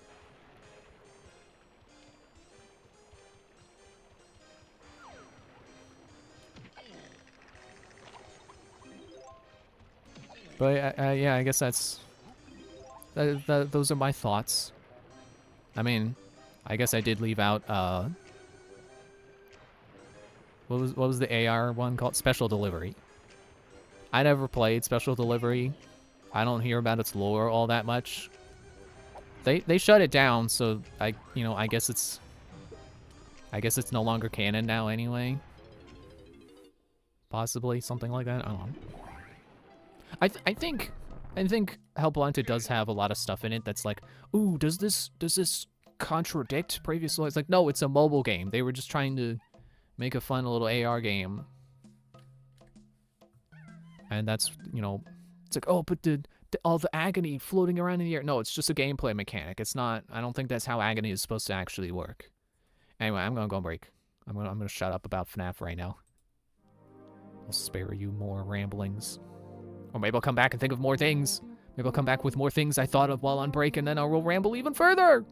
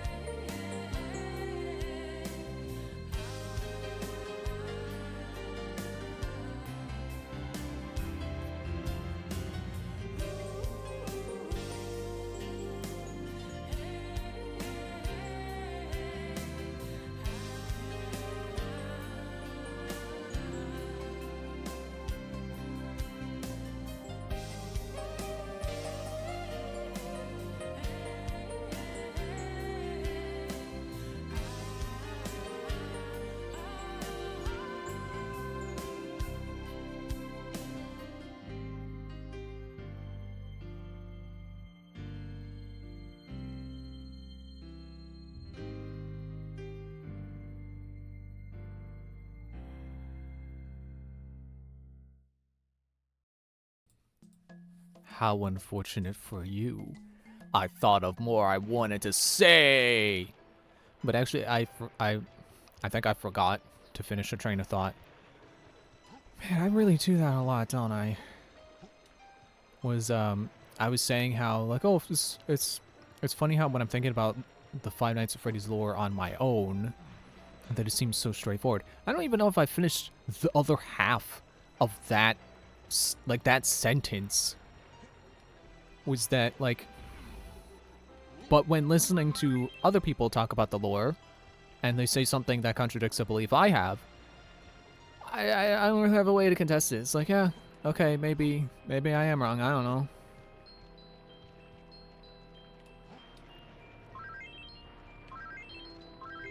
Because it's like, you know, now that Secret of the Mimic is out, and people have been thinking on it, there's this new theory going around that, like, okay, so you have Murray's Costume Manor, and you have me dying again. And then that land was, you know, bought out or whatever by Fazbear Entertainment. And then on top of that, you know, the theory goes, on top of that, they built a Freddy Fazbear's Pizza. Or possibly a Fredbear's Family Diner, and then they built a Freddy Fazbear's Pizza on top of that. And then they built the Pizzaplex from Security Breach on top of that. So there's like 4 or 5 different buildings there, all built on top of each other. And I think that's kind of ridiculous. But there's not really, I don't really have any strong evidence against it, other than just like, oh, well, you know, one of the pieces of evidence pointing to it is that, like, oh, in Ruin, when you go underneath the Pizzaplex, there is a bunch of, you know, like, tunnels and stuff, and they use, like, similar assets to what you see in Murray's Costume Manor in Secret of the Mimic. So, people, you know, the idea is like, oh, well, they look the same, so it was probably intentional. And my only thought is, well, maybe they just reused assets. You know, reuse video game assets to make video game easier. That's the only thing I got against it. Like, I can sit here and tell you, like, well, I don't think it makes sense. I don't have a counter theory or counter evidence.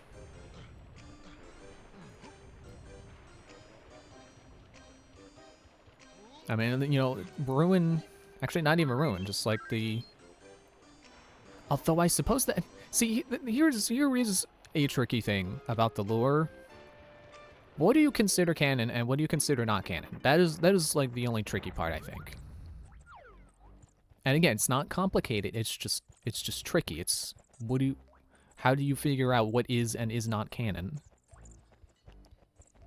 Because there are secret endings, but they're not canon secret endings. So do you count what they show you as canon, even if the ending itself didn't happen?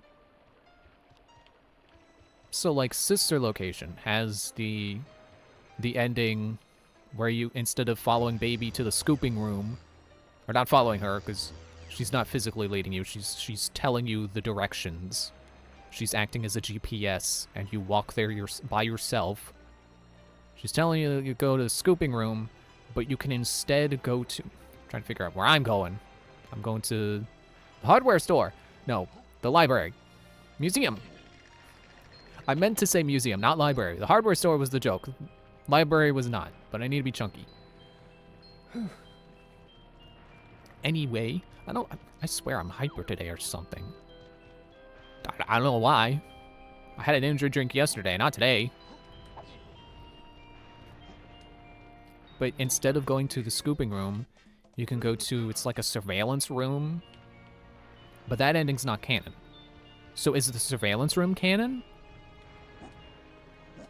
You know, is what you see inside that room canon, even though going to that room is non-canon?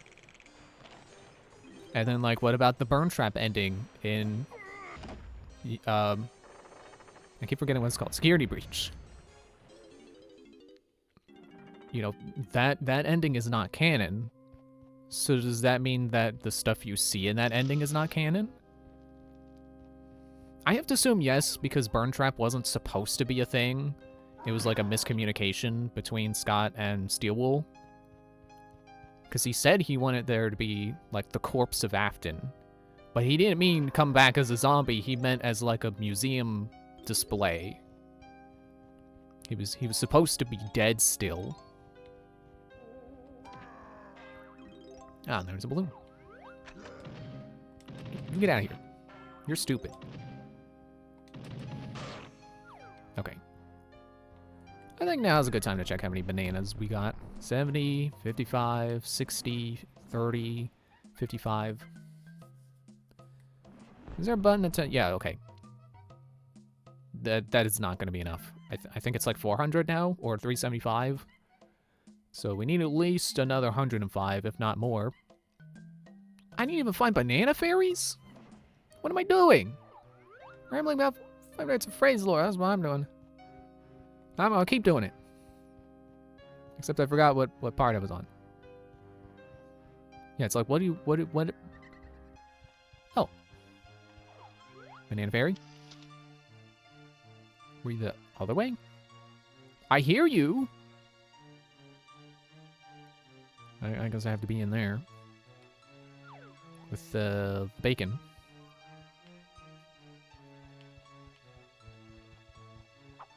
Bothers me that I can hear it, but I didn't see it. So yeah, do you like the Burn Trap ending is the one where you go underneath the Pizzaplex and you find the buried Freddy Fazbear's, or whichever, you know, the I think people say it's the Pizzeria Simulator location, so I think it's a Freddy's. But like that ending's not canon, so does that mean that the establishment buried underneath is not canon? I guess I have to say it is canon because I think you still go down there in Ruin. I don't know if you see I don't think you see the old pizza, or I don't think you see the old Freddy's in Ruin, but you do still go underneath the Pizzaplex. So there is something under there.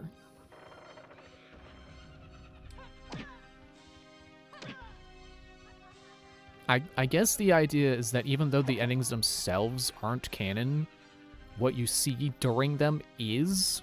So if you go into a room in a non-canon ending, the contents of the room are still canon.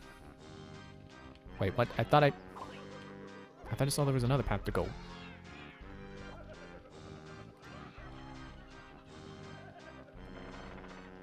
Okay, that's where I came in. And then, okay, and there was not another way. I thought the path forked. But it was I who was forked.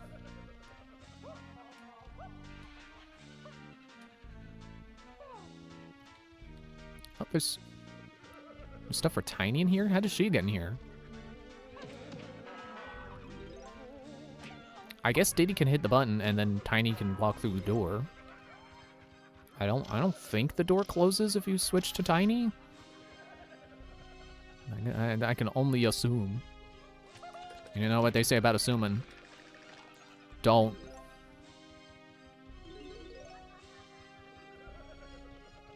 But I do know there is a jetpack barrel in here, and I need to unlock it.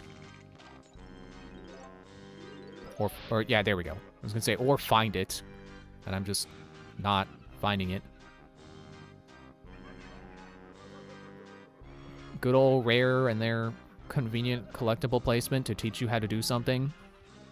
You know, like in the Donkey Kong Country games, they put it in above like a secret. So instead of just having to expect you to jump over a pit, you know, jump into a bottomless pit, hoping that there's a secret and not knowing, they telegraph it with bananas. So it's like, why would I jump into that pit and collect those bananas unless there's a secret? In this case, they teach you that Jetpack can light candles by making you go, oh, bananas, and then you pick them up. And in the process of picking them up, you light the candles, and then it hits you. Oh, that's how I do that. Okay, I think that's all that's in this room. And I made a mini game appear. Ooh, balloon.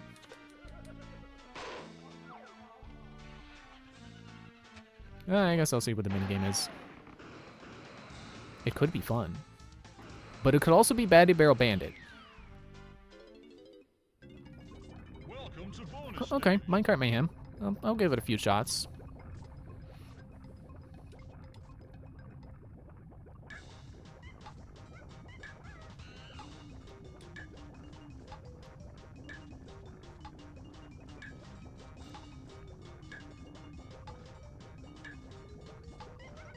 Oh, yeah, he's gonna stay on the inside. Oh, no! Ah! He, in fact, did not stay on the outside and actually pincered me. Welcome to bonus stage.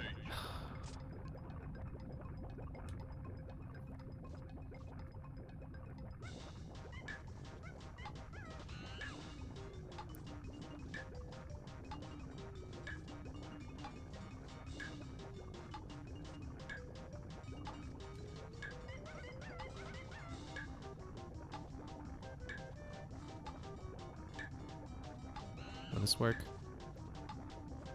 No, wait, no, wait, oh, okay. Go out, go out, go out, go out. Out, out, out, out, out.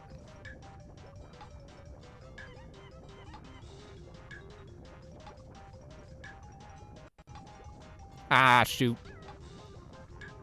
They're too smart for me. One more try. I don't want to try again, but I feel like I should. Bonus stage.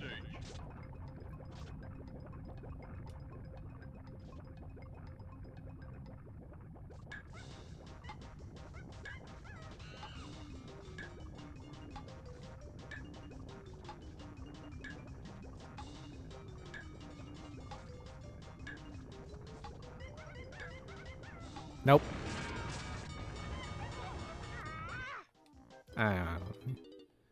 I don't even know if I need the banana, so who cares?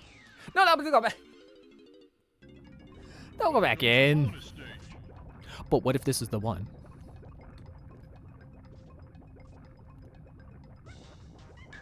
The tricky part is I'm having trouble telling how many steps away the carts are.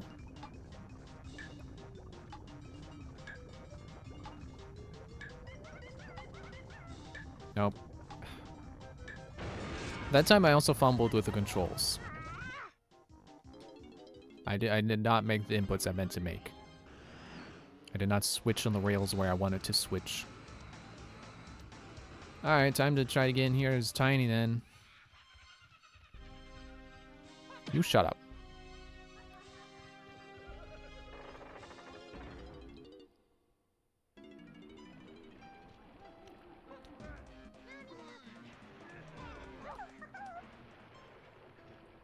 Or, okay, the door just stays open. That's an option too. You shut up. No one likes you.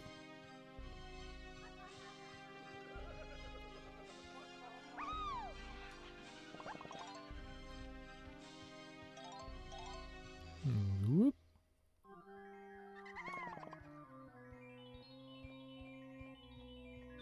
Okay, so now I'm in this display case. There's the banana fairy.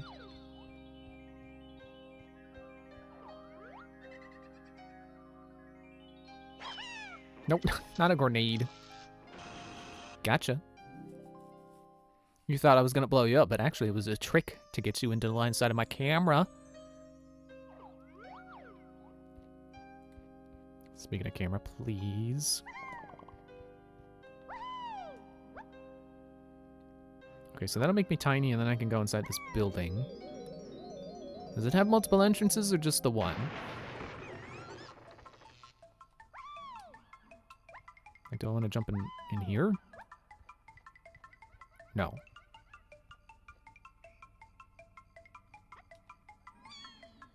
Okay, I'll try the front door then.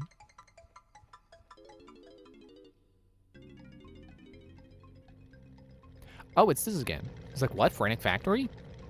Hey, Tiny, it's me again. Okay. Oops. It's the... Oh, it's not on a track.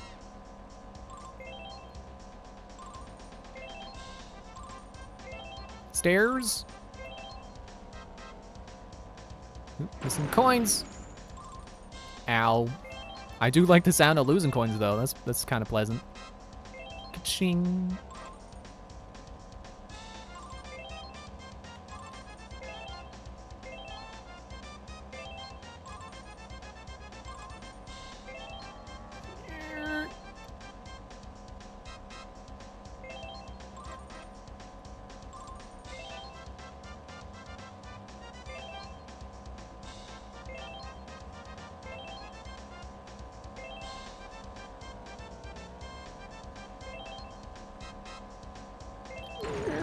Oops. Okay, I may not have enough coins to win this now. Took that turn too sharply now.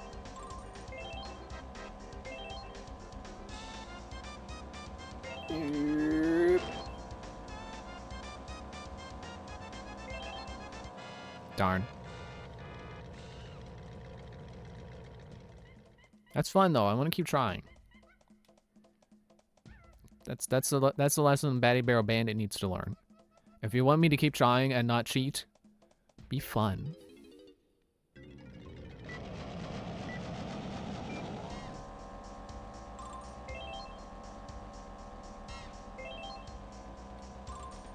Maybe I should get in front of him first and then worry about coins. I don't know if that'll work. Well, I'm in front of him now. He's not as stupid as he was before, with constantly running into explosives. It'd probably also help if I stopped squiggling.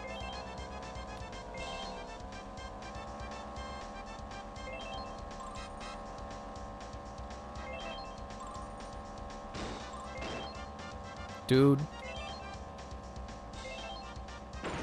Ah!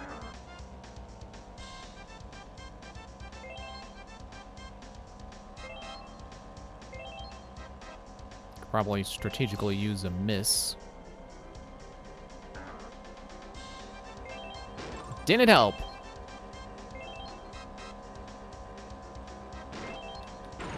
Dude. Is there? Yeah, let me just start over.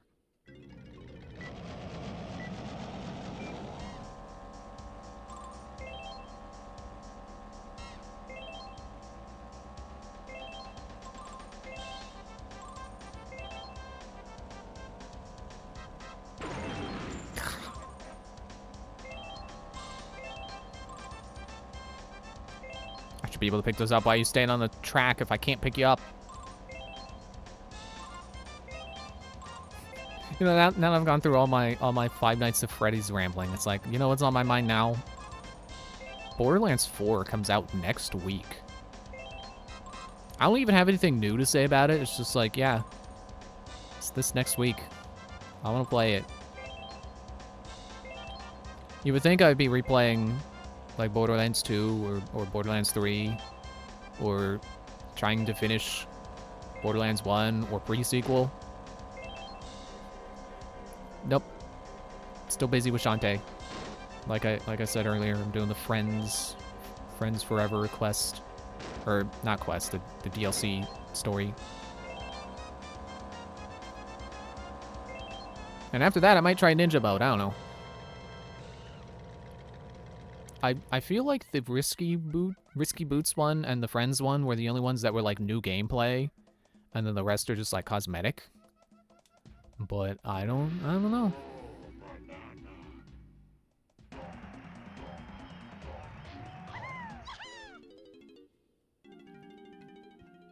Well, if I need 90 bananas to enter Hideout Helm, I have it. But I also got to turn in my blueprints, so I'm going to have more.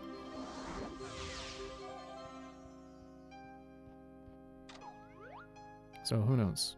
If it's not 90 and it's higher, I may have enough. Because even just having all the Kong's blueprints in 2 levels, that's 10 more bananas. It's quite exponential, dude. And granted, I've already turned them in with Chunky, so Some of those are gonna be sets of 4 instead of sets of 5. But the point remains, I think I have enough. I think I'm good. And it is kind of hilarious to me, the idea of coming here and being like, gold bananas? Who cares about those? It's all about the small bananas that people hate because there's 100 of them per Kong, even though it's not actually that difficult. Because technically there aren't even 100 of them to pick up because of balloons and banana bunches. So how many bananas do we have now? Can we do boss? I don't want to do boss. I don't like this boss. 325. I'll keep looking. This boss is probably my least favorite boss.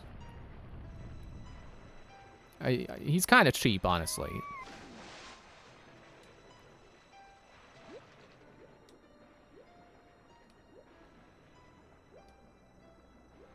Anything in the water? Besides me, some oranges, and possibly a waterfall that may lead me to my death? No? Okay.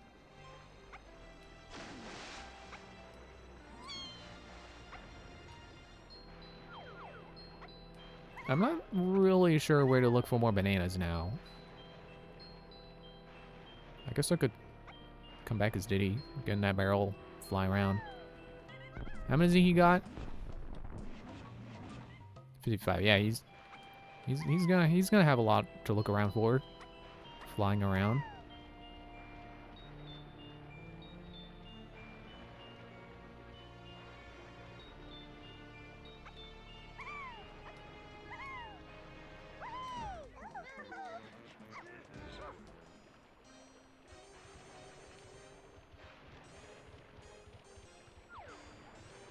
I guess here's something I can talk about for Borderlands 4. I was looking at the skills again, and I was saying before that Amon seems like the strongest choice for who I would like as a first playthrough.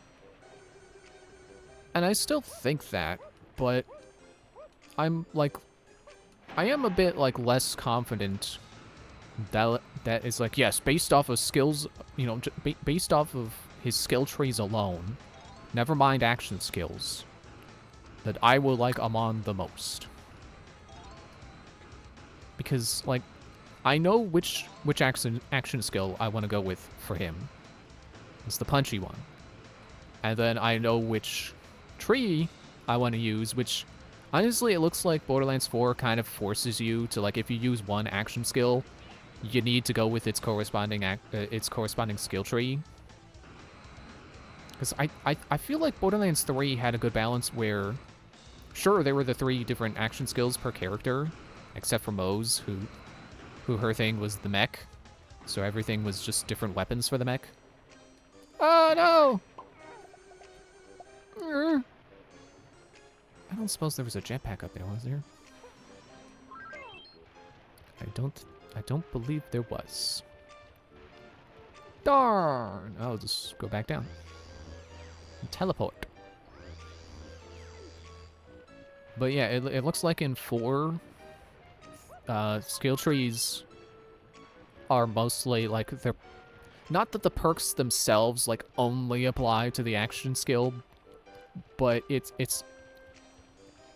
has the same, it's got the same thing like in Borderlands 3 where there are action skill augments, and those augments per action skill tree only apply to the action skill corresponding to that tree. Which, like I said, I swear that in... I mean, I could be wrong, because now I'm thinking on it, it's like, okay, well, what augments do I remember? And I guess I'm remembering, like with Moze. So like I said, her stuff is, they're all different weapons for her mech. So there's like a flamethrower, there's a missile launcher, and then augments were like, your missile launcher now fires, it has less ammo, but the missiles deal more damage.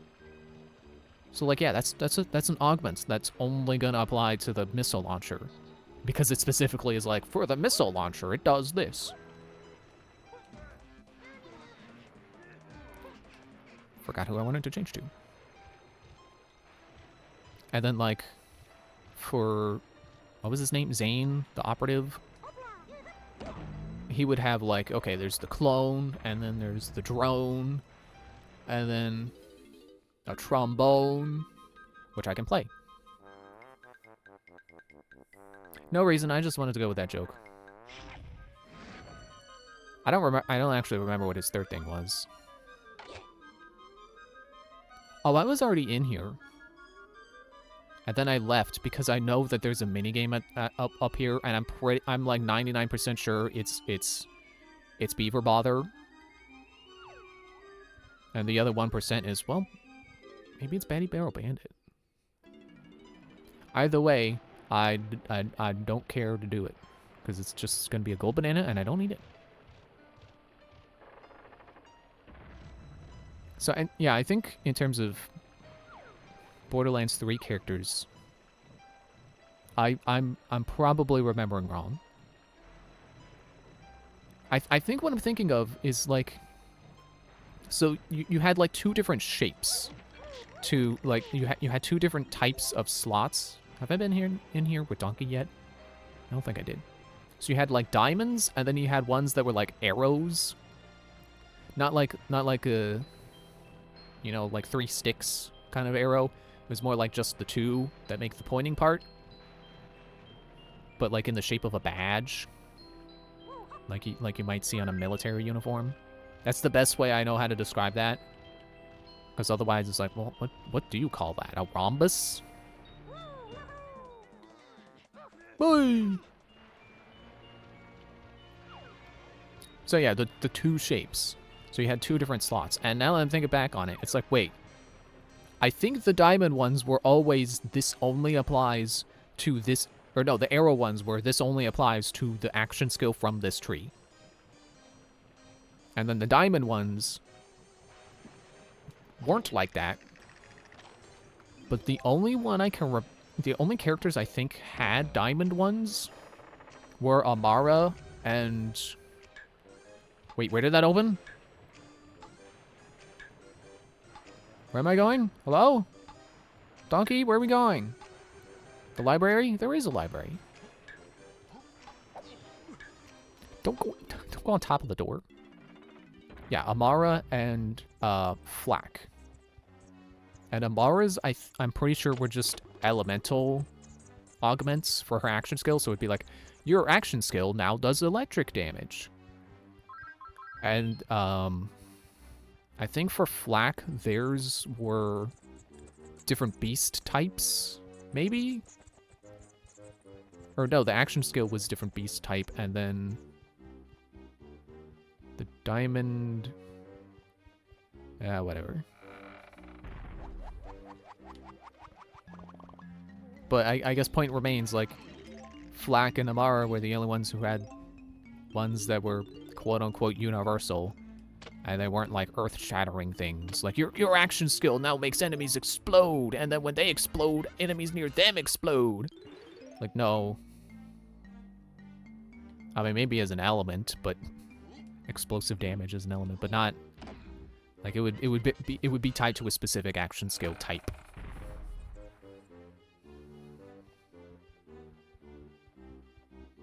Wait, where was that? No, this is down this hallway, right? There was another path.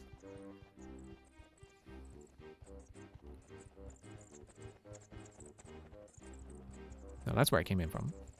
So there was this way. Excuse me.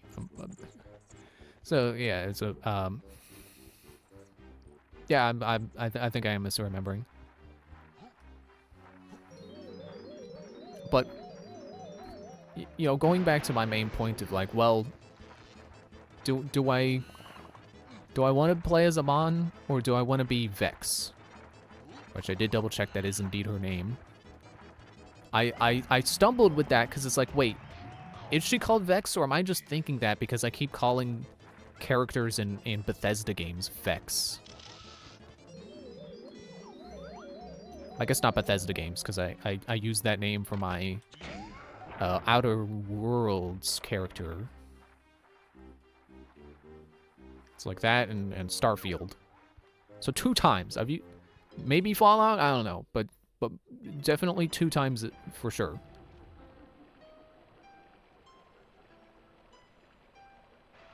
Is there a reason to go in there as any other character? Is that why this door opened? Or is that just so I think that's just so I don't have to go back through the books. I will pick up more crystal coconuts, though. So when I was looking at the skill trees again, you know, never mind everything I was saying about, like, oh, but the action skills, their perks only apply to that action skill. It's like, okay, whatever. But, so going down, like, further down in Amon's skill tree, like, from, like, the first 3 rows, it's like, yeah, that's stuff that's stuff that sounds fun. And then, like, one of the first augments is like, ooh, 2 different kinds of punches. Or I can have one where it makes a storm happen around me, and if I kill an enemy in the storm, my action skill lasts longer. Sounds fun.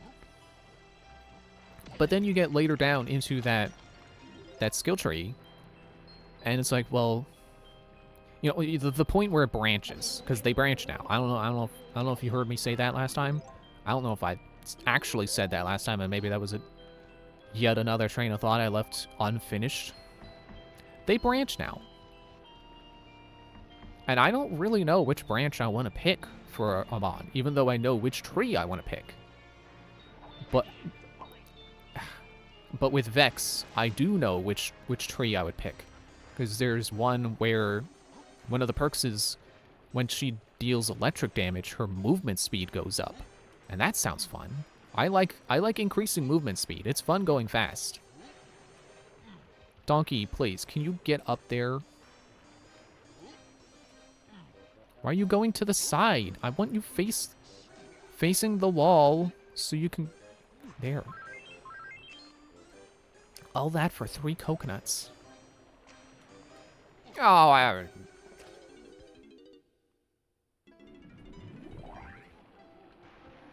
Whatever. I'll just change to Lanky and try to see if I can find that spot where his blueprint is again.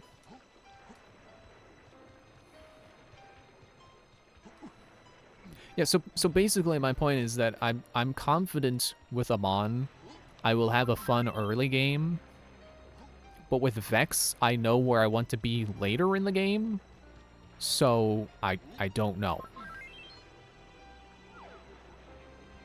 And like another problem with the branching, not with the concept of it, but just looking at the perks and which ones I want to do. With Amon, it's like his first 2 augments are the ones that I most want to use. And then the later ones are like, I think I would rather use the one that I pick from the get-go. Or, you know, it was for one of the first ones available to me. I would probably just stick with that. I don't remember if I felt that way about Vex's ones. No, wait, no, I remember. Her... Yeah, what I would have done is there's one where the augment makes... It allows you to command your beast to do a special attack. And then the later one is you command your beast to go into super beast mode.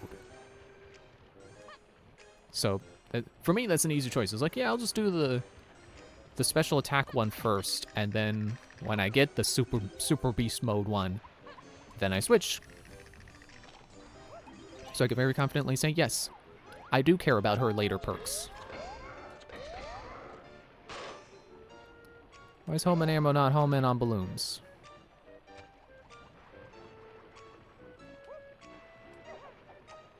Okay, this is not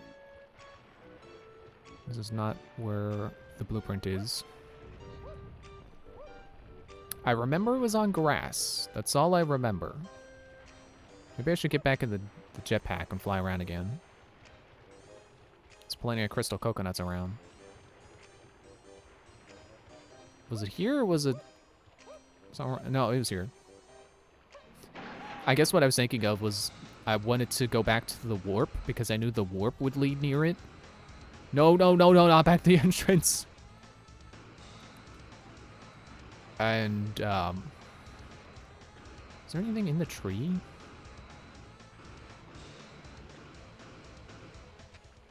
Ah. Yeah, I was thinking of coming back here because I knew here was close. And yeah. And then I stumbled upon it anyway, so going back to the warp would not have been faster. I'm gonna try to circle here while flying.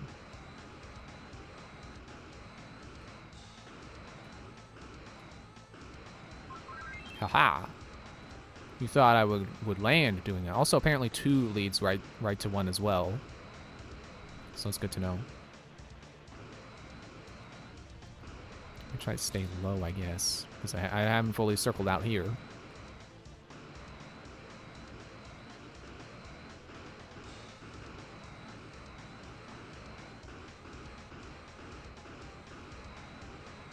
Yeah, maybe I should just go with my gut and pick him on, because I do like punching stuff. And he's about punching stuff. And it's not like I'm permanently locked into playing as him, because I can just start a new playthrough anytime I get bored. It would just, you know, it would be a new playthrough, so I would not have the same story progress or any cool guns I found.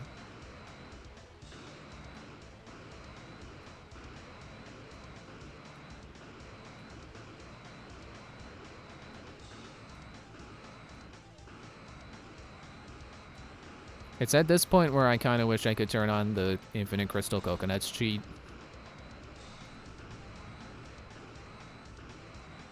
Like, infinite ammo was cool and all.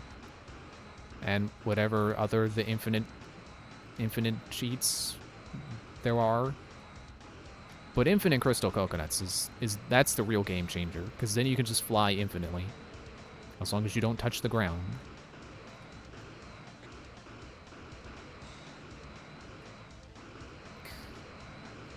Stop hitting your head on the castle.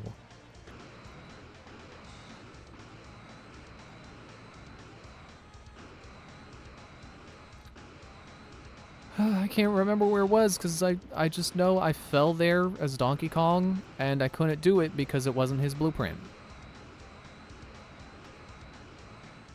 Which I'm not mad about, I'm just mad about not being able to find it again. Get those before it runs out. So now I have 360, just like the Xbox. You turn 360 degrees and then walk away. Like this. Oh. I don't know why I thought I could hold Z and then walk backwards. It doesn't do that. You can't walk at all while holding Z.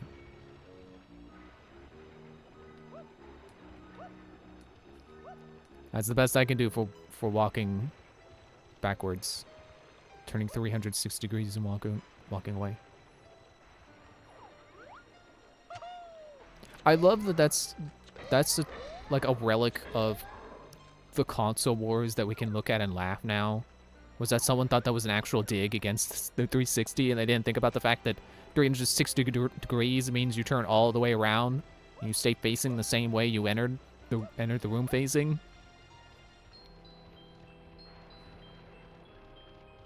Like I don't know how obvious it is, but I was always on the Nintendo side of the fanboy wars. But even I got a bit like, that's a really silly dig against the Xbox.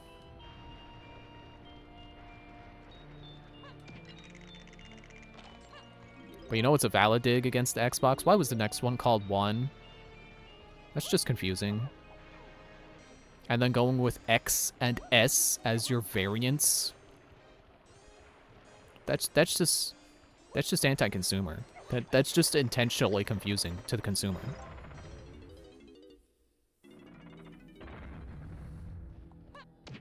Oh, is this a new? See, that's the confusing part. Is it seemed like they were all connected, and they're not. Wait, is that Diddy's? Are you red? Yeah. Hey, the jingle finished.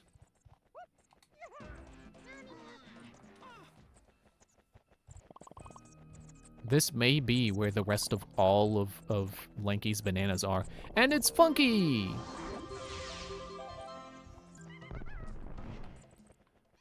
I think Chunky has the most coins right now, so I should come back as him. But let me finish vacuuming up bananas first. You get out of here. You're done. Your role is complete.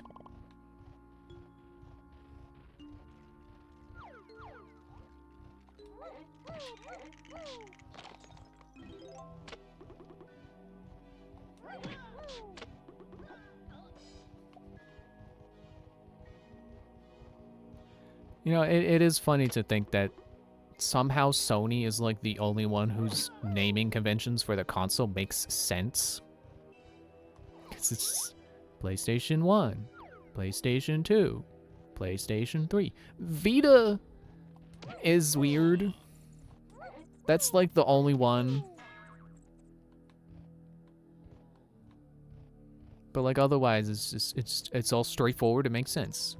What comes after PlayStation 2? PlayStation 3. What comes after that? PlayStation 4. What's the current one? PlayStation 5. What will the next one be? Probably PlayStation 6.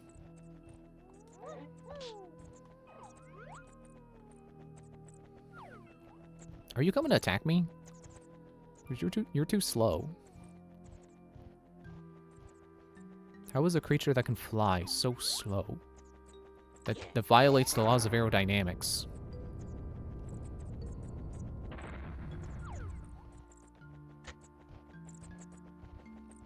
Stop getting stuck on stuff. But yeah, like people like to make fun of Nintendo's names too. So I'm gonna sit here and pretend that their names are better. I'm not gonna say that Wii U was a name mistake, but they definitely need to. Oh, I don't have enough crystal coconuts for this.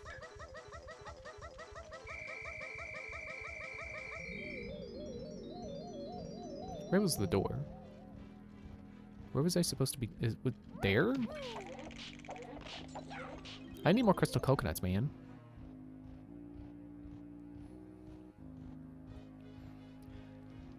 And so yeah, both Xbox and Nintendo, and I would also say Sega.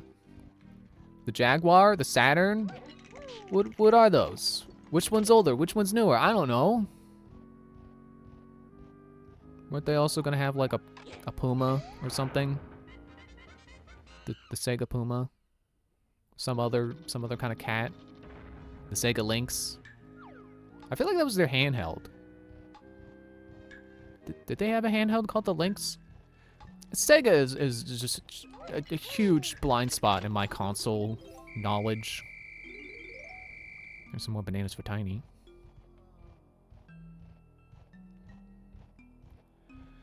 Well, might as well leave because there are no crystal coconuts here to collect, so I can do this.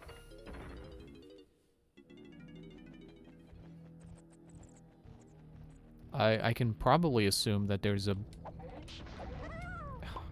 balloon in the once you make it past the door. But, camera. Are there grape buttons to shoot over here? Because I saw other characters' buttons. No, I think this is a case where it's like 3 characters come over here, and then Lanky and Tiny go over there. Which I will do. I will turn it to Tiny, and I will go over there.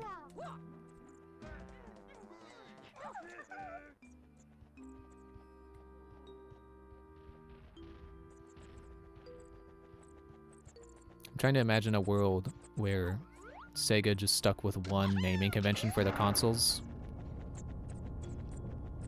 So like they had the Saturn, and then they came out with the Jupiter, and then the Sega Mars.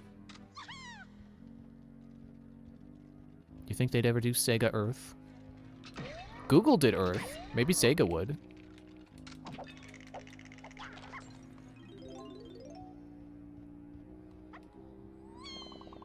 or if they stuck with the wild cat naming theme.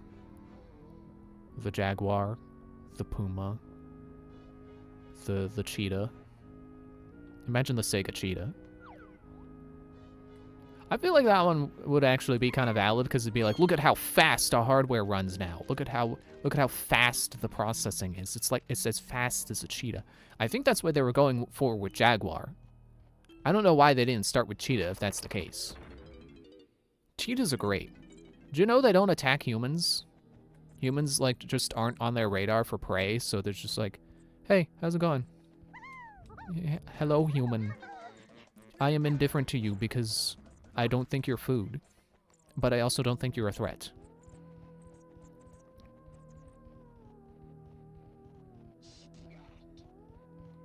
You know, if there is any big cat to get as an exotic pet, ow. It's the cheetah.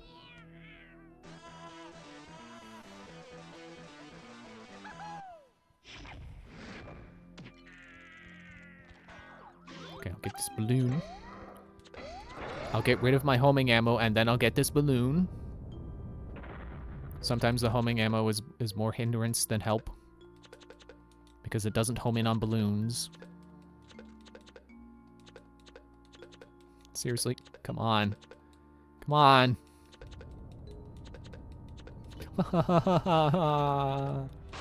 There we go. I also didn't go over to Funky. I'll try to remember later.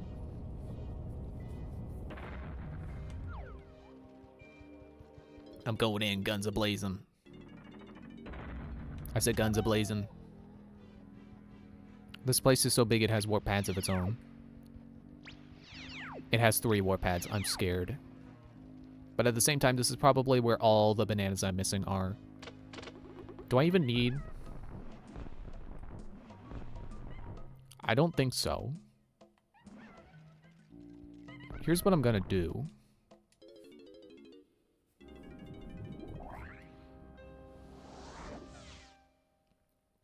I'm just gonna go. I'm gonna go to the boss.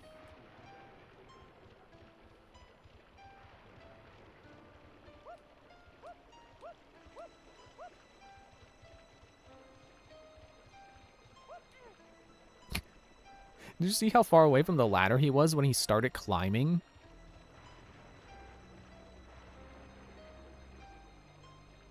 Which one of these has a close trough and scoff? 4.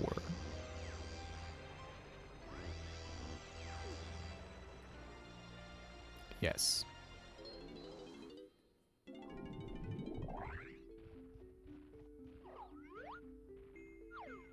And it's 400.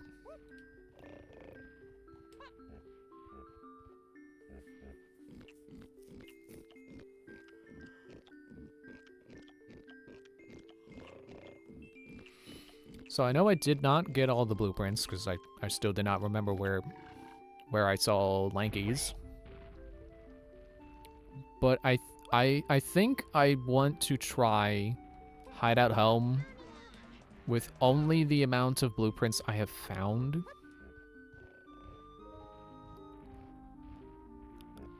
I do still need the company coins. And I forget if I have enough battle crowns.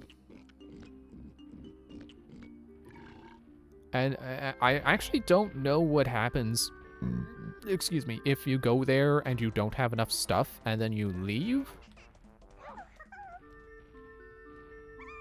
I don't know if it like once you get to that point, it's like, oh, you beat the level, it's okay, you can just exit and then come back and we'll put you right back here. Or if you have to do the entire challenge of the area again.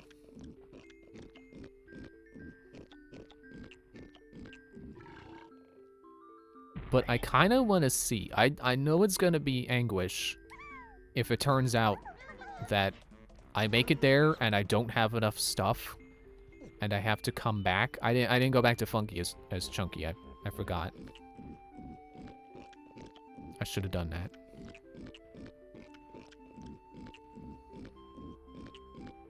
I But, like, that's kind of the point of this playthrough, is I want to see what it's like playing this game without knowing what stuff you need to beat it. Except for the stuff that I know I need to beat it that I'm not gonna miss because I know it's obscure stuff, and it's like, how would you know you needed it before getting there? So at the very least, I'm getting the company coins, and I'm gonna see if I can beat the game without getting all the blueprints. But I don't feel like I'm the kind of... I don't feel like I'm good enough at the game where I have that much spare time left when I beat Hideout Helm. So I think I do want all the blueprints, but I want to do at least one attempt and see how close I get. Oh, right, it says lanky. Which is weird, because it's not an exclusively lanky fight. I don't know why it says lanky. You'll see. I don't know why sometimes I talk about this game like you already know it, but then sometimes I'm like, oh, you don't know. You don't know what boss this is.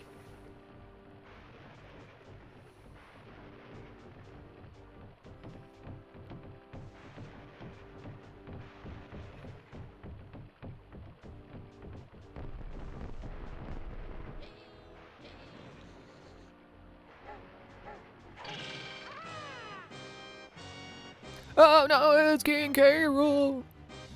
It's cardboard cutout! So I hate this boss because if you miss, you're permanently out of a Kong for the rest of this fight. So you have to time it so that you get him and you don't miss. Are you gonna stay? No. Okay.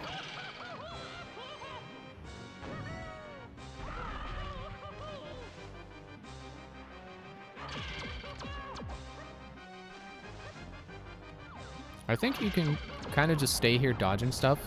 So camera only have 2 settings. You can stay here dodging stuff because the cannon will light up when he's ready.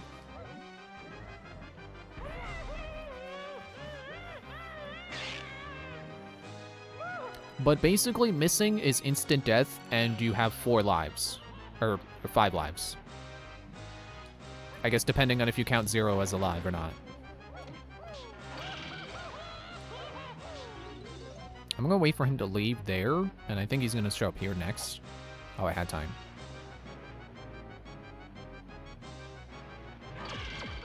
Oh, he's got the lasers.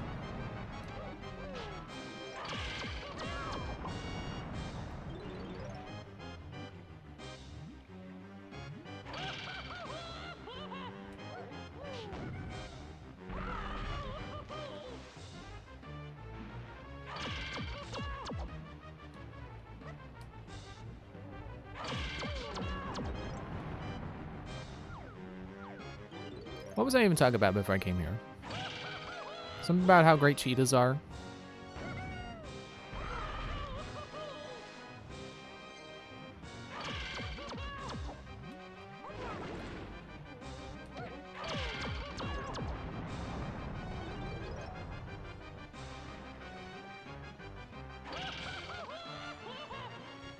I know there was a point where he pops up so quickly that you really need to be sure you're gonna hit him before you get in the cannon.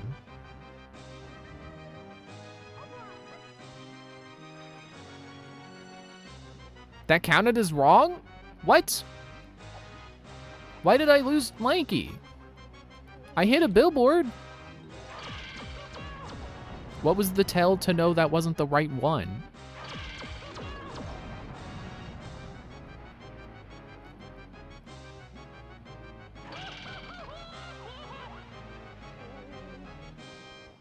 I don't know.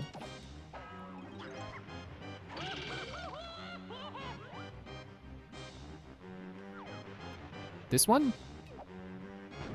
He went away.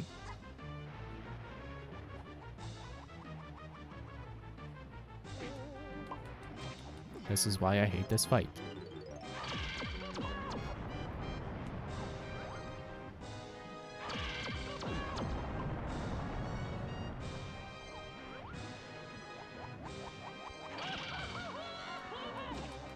Why do you spawn exactly when I need to look at the guy?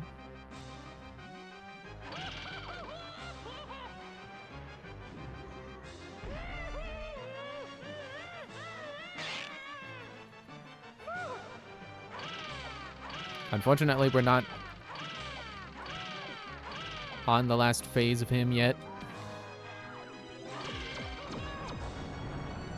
Because he has to lose his head, and then you've got to beat that phase. Pretty sure. Oh.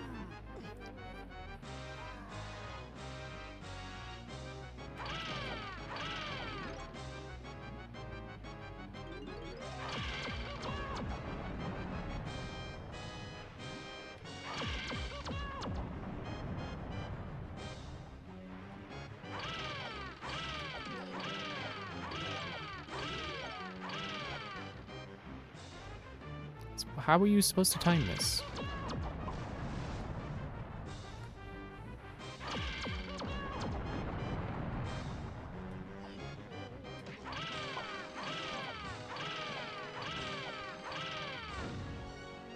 He didn't get in the next. He didn't move to the next spot.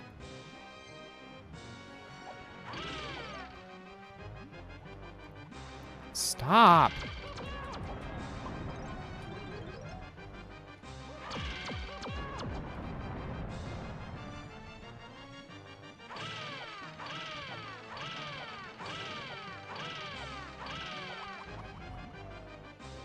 How can you time that any better? Oh, that's not Travanskov.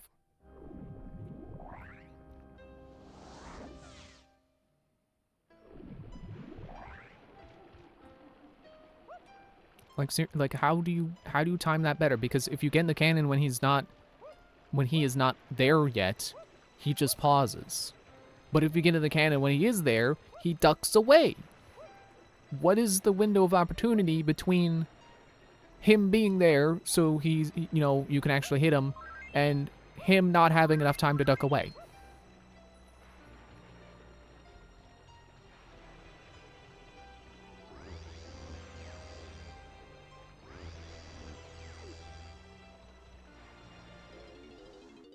And the fact that you have to start completely over if you miss those shots too many times, it's just lame.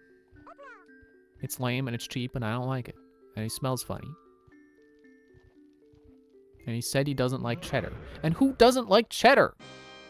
What a weirdo.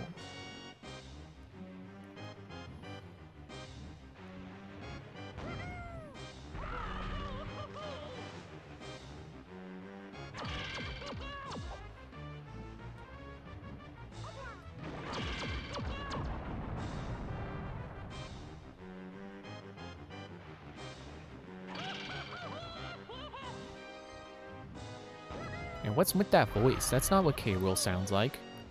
And that's not what Kremlings sound like. It's just specifically what this one guy sounds like.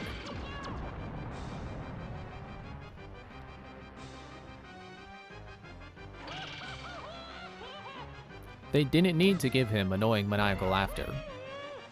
But that is the path they chose.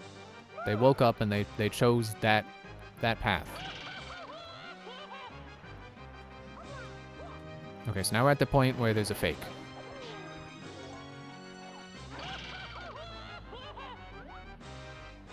I can't see because the barrel's in the way. Is that the right one? I'm not gonna know because he's gonna switch again.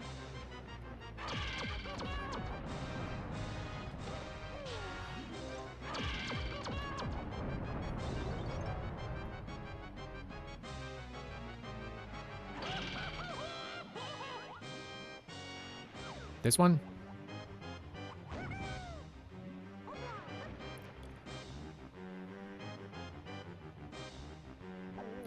Whoop. Oh. Well, I was gonna say I'll just go for it, and then he ducked back down.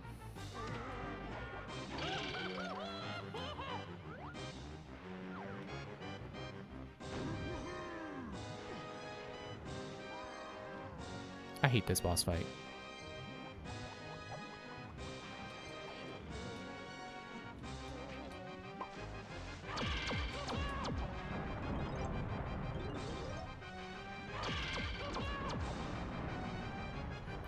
Like, as far as boss fights where all you gotta do is wait for their vulnerable period, this is one of the worst. This is like the worst thing you could have done. Because that's all this guy is. You gotta wait for him to stop doing his lasers so you can jump in a cannon. And on top of that, then they also have the, oh, you gotta hit him or if you miss, you lose a Kong. It's like, that was not needed. It doesn't make this guy any more interesting of a fight. It just makes him more tedious. It makes him take more tries. And taking more tries does not mean he's difficult. It just means he's got some bullcrap. I want to say this one. It's the one with brighter colors. So I've at least figured that phase out.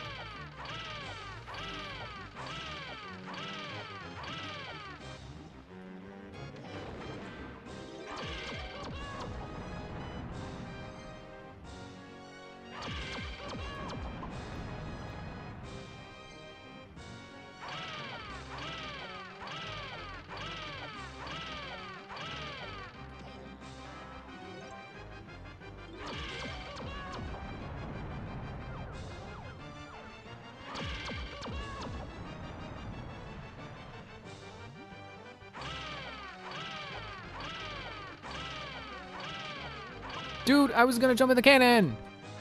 Stop respawning!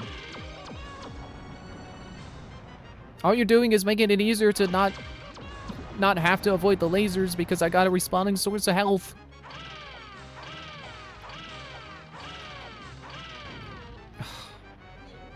I mistimed it because of the stupid ghost guy!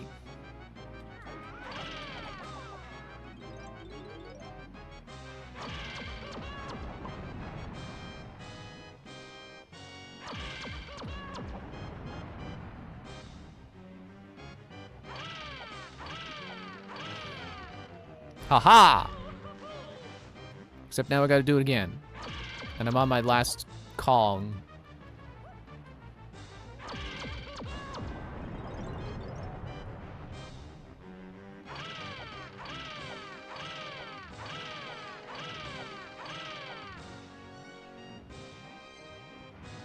And he comes out with the lasers, oh no!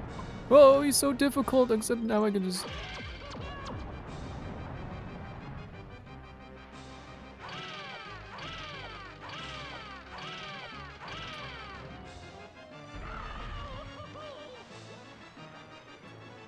Get out of the water.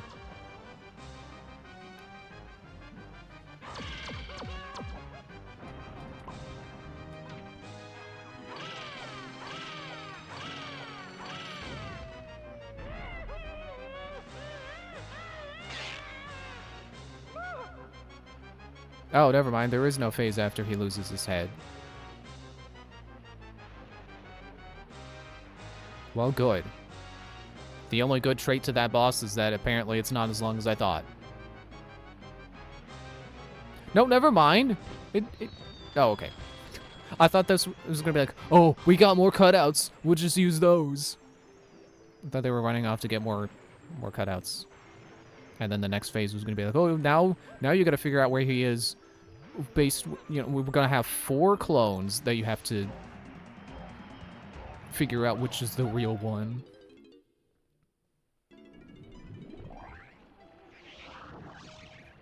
So it's really just that last part.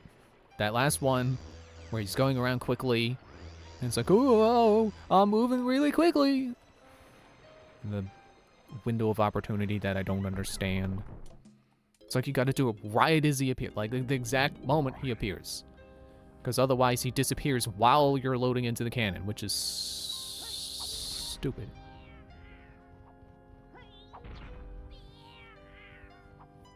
But now we got all the keys. Actually, no, wait, no, there's still the one more. But now I need to get the company coins.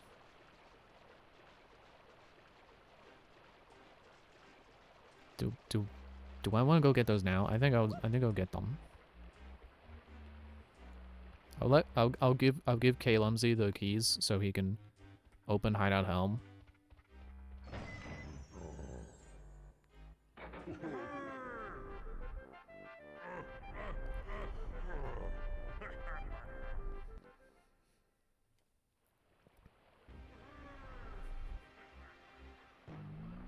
Oh, it's in the mouth, is it?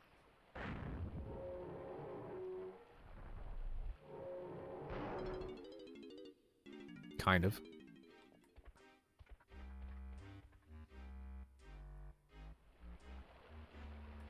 But, alright. So, let's go see. Let's go up there. Let's go all the way up to the break room. I'll tell you about that time I saw a deer again.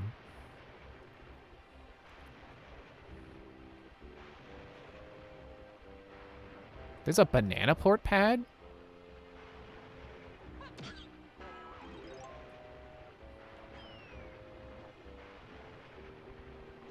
How do I go up? I should have just used the warp to go back. And then warp to... Frantic Factory.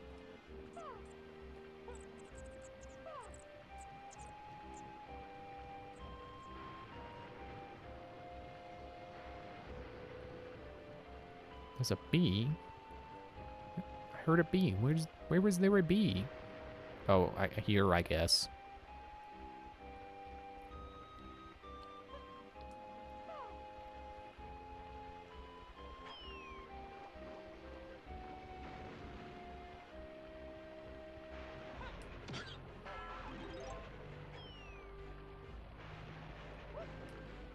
Okay, so it's not...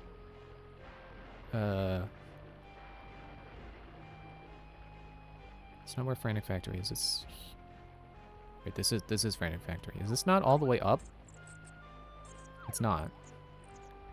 How do I go up more?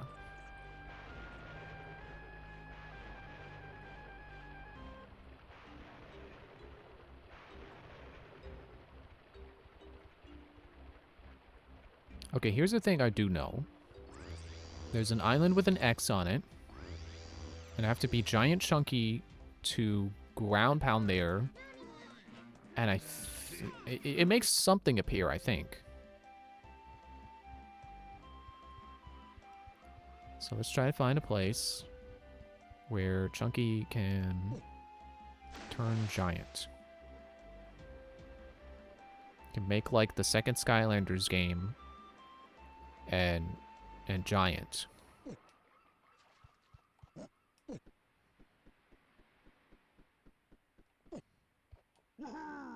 Okay, what's not up here? I don't think it's over there, because that's Banana Fairy Island. With the barrel that makes tiny. There's ammo down there?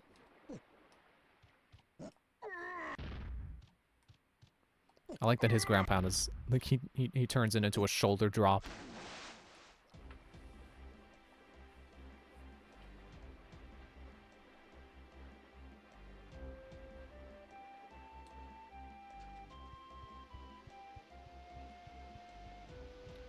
Let me go up to, like, the upper area of DK Isle. Which one was that again? 4? No.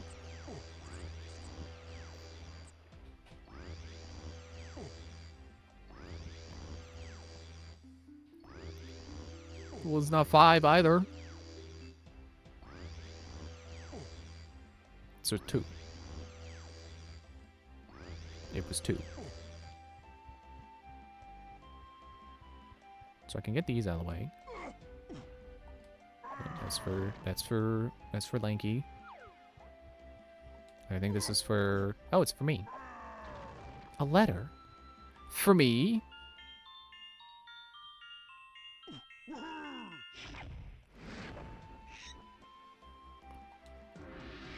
Yep, that's what I thought. Sorry, I was yawning. My reaction was a little delayed.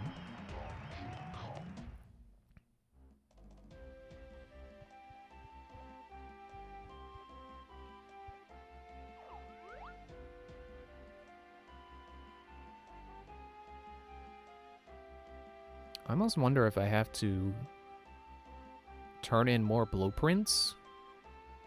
But no, I feel like there's got to be a barrel for Diddy. And it makes Diddy able to fly.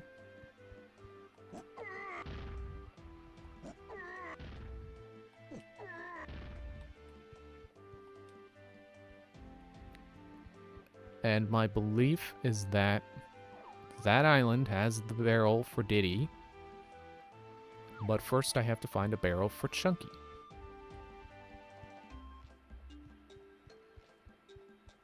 I've played this game how many times and I don't remember how to do this? It's because honestly I usually stop before... I think my runs usually end in Crystal Caves.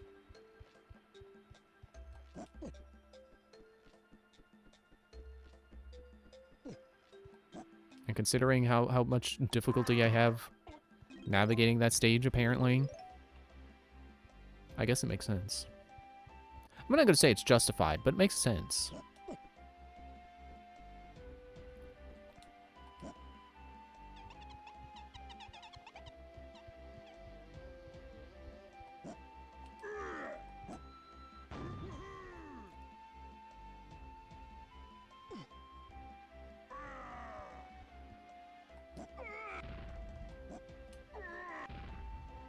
I don't understand.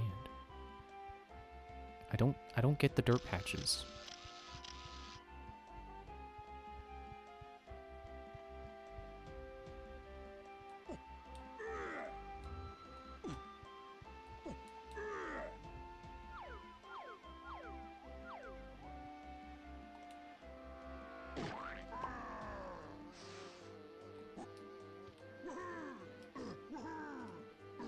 Is there a barrel here?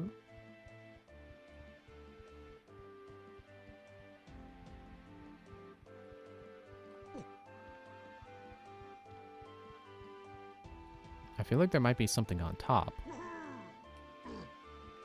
But then I have to get up there. Maybe I gotta do something in one of the lobbies?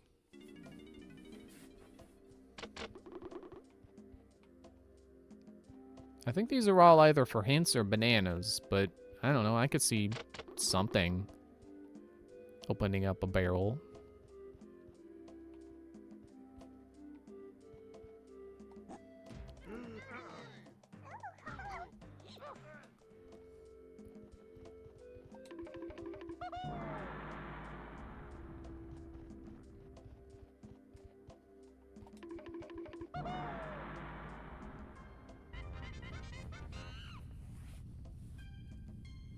Well, that's a mini game.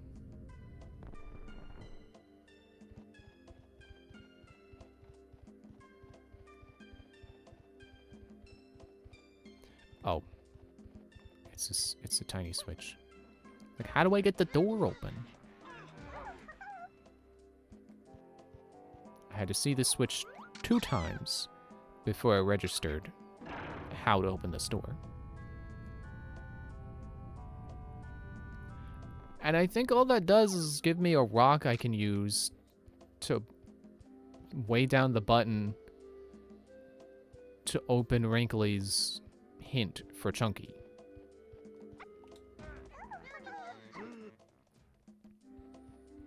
First of all, where is the rock?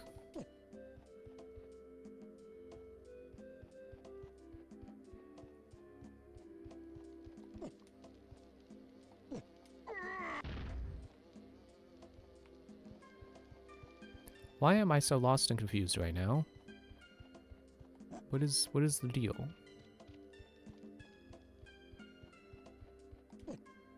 Do I have to beat Diddy's minigame to make a rock appear?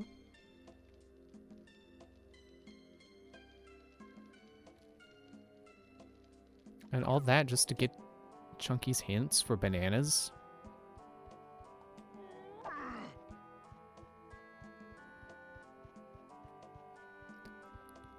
I was just gonna say no, that's not a thing I need to do.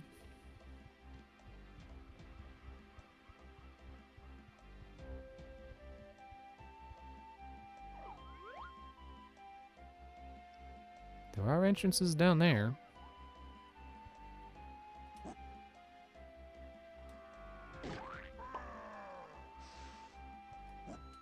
Let me switch to someone quick and nimble.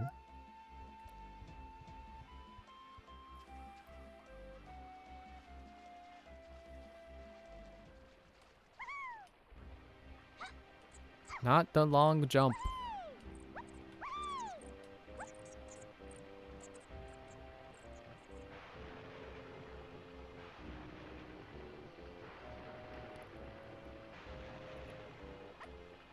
Hang on.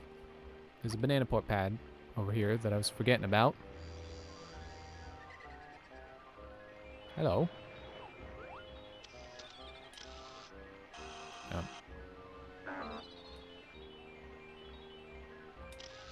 Dude.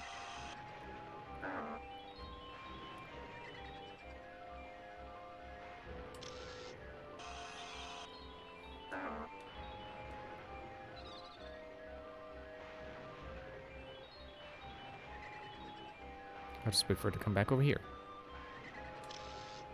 Gotcha.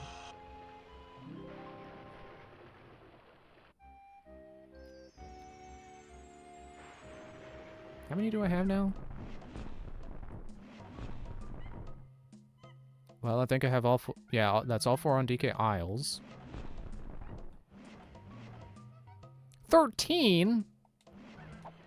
Whatever. I can play the sax.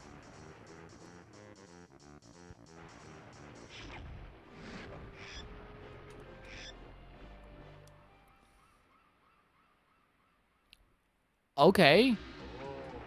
Thanks, Squawks. I'm just grabbing a banana just to make sure the barrel stays. I don't know if there's some kind of system in place where the barrel would disappear if I didn't collect that. But yeah, it says now. Like I'm sure I might have sounded crazy when I'm like, oh wait, do I gotta do this with I gotta grab this gold banana with Chunky and then that makes the thing appear. It's like, no, sometimes they do that. Sometimes you do something that's for one golden banana, but then also it opens the thing. Somewhere. Wherever that was. I don't... Wait, no, I do. I was gonna say, I don't have any crystal coconuts right now, do I? Because I ran out with Lanky. I do. Because I got a banana fairy, and banana fairies refill your stuff.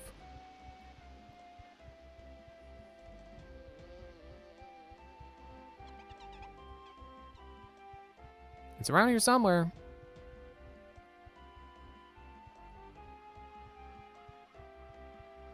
It's on one of these islands. Wasn't it on green?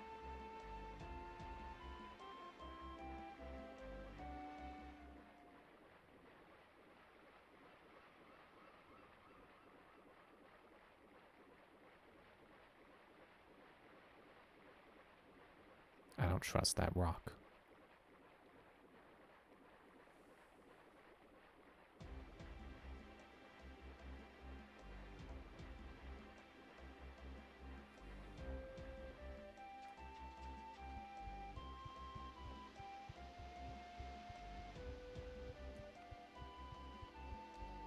Oh, that banana's for Chunky.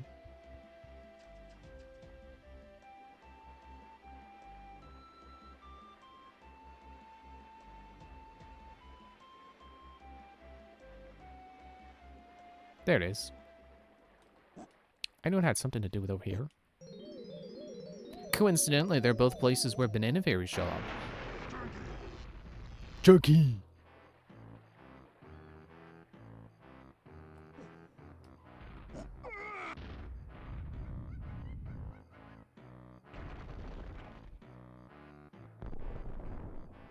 Aw.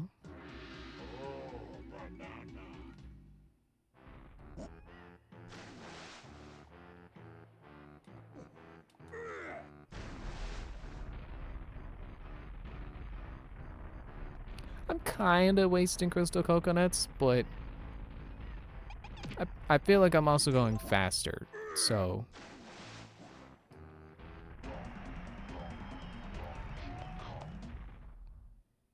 Good camera.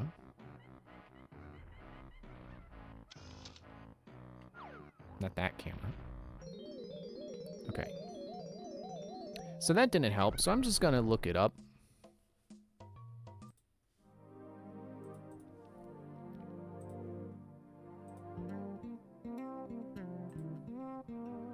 Just save everyone time. Just go to...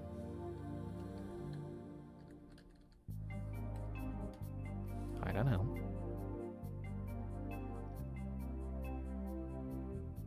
Unlock padlocks 6 and 7. Okay, Lumsey's Cage. Must collect the boss keys of Crystal Caves and Creepy Castle. Did I not do... No, I did. Did I forget the key or something?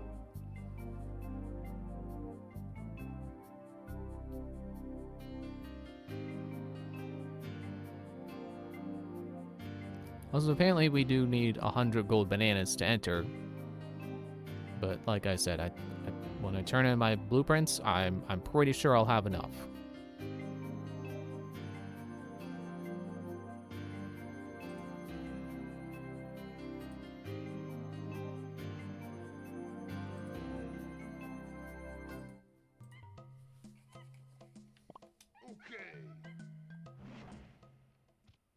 So it was supposed to open.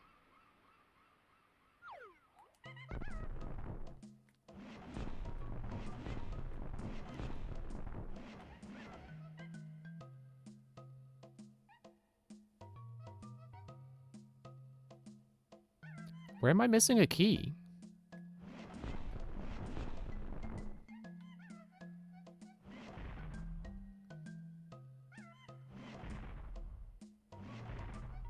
It doesn't show the key.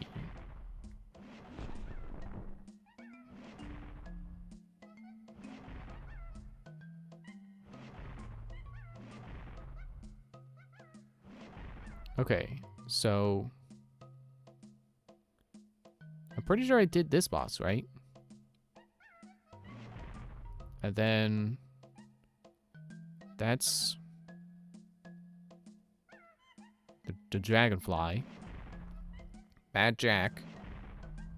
The pufferfish.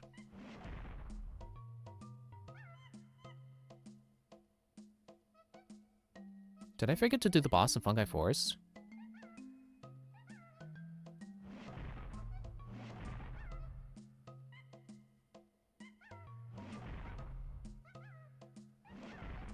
No, because Fungi Forest was the rematch. How am I missing a key?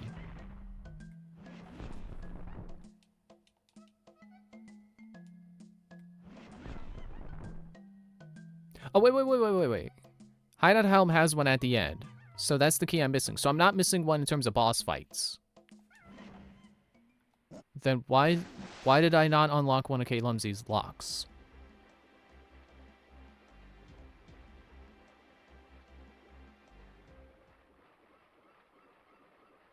If that's even what happened.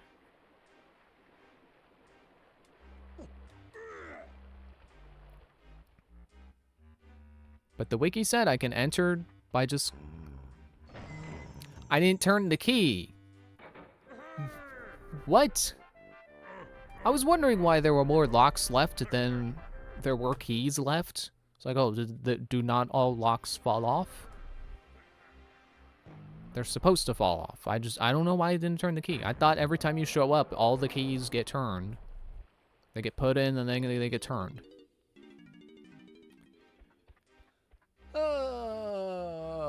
Okay then.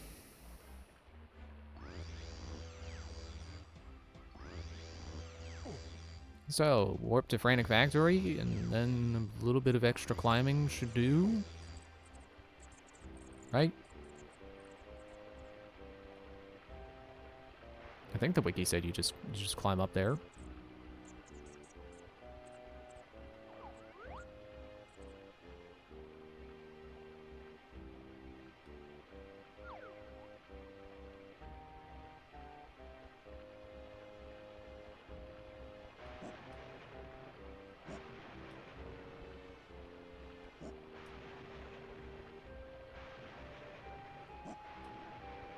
You don't climb the pipe? What about these? Okay, well I can also just banana port as Tiny. So I'll just do that.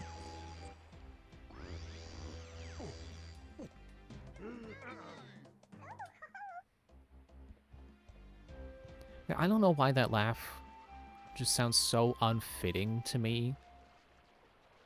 It doesn't sound like a child to me. It sounds like Minnie Mouse. And I don't think of Minnie Mouse as being a child. I also feel like it doesn't match like the rest of Tiny's voice clips.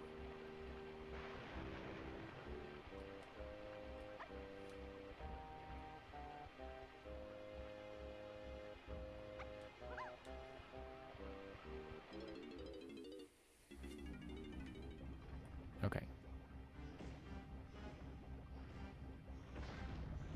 Oh, do I need to be Donkey to open up?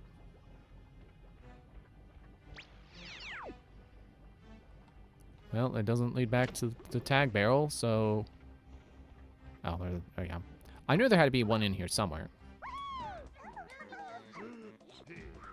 Maybe I should do Chunky's thing first. Because maybe he'll open a bridge. Sort of.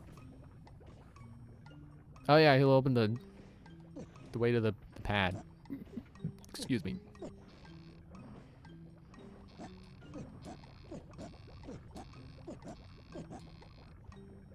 Shut up. I'm not here for you. I think that's the first time I've ever come up to this guy and not had enough bananas to get past him. I don't think I've ever seen him do that animation before. I was hoping Snides would be up here. There was no Snides. I don't know what the wiki's talking about. Being able to climb up here or teleport with Tiny. I'm not seeing an or. I'm seeing the only way to get up here is.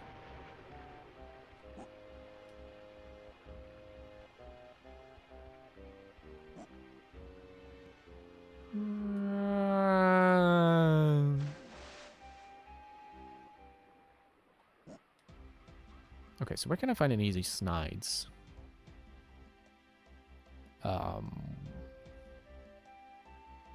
I guess I gotta go to World 1.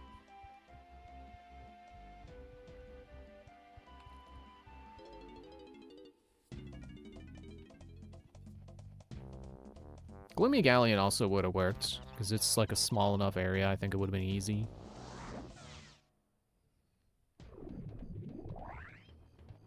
Let me double check that I have the banana fairies here too.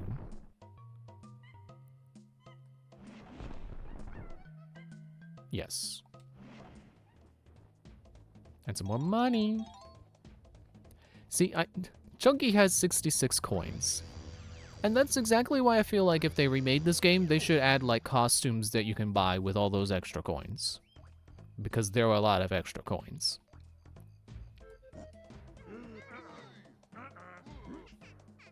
Wait, I want to stay Chunky because actually I want to go over to Cranky.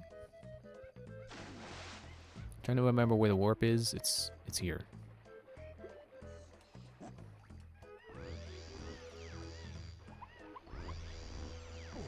There's 5 bananas for Chunky up there.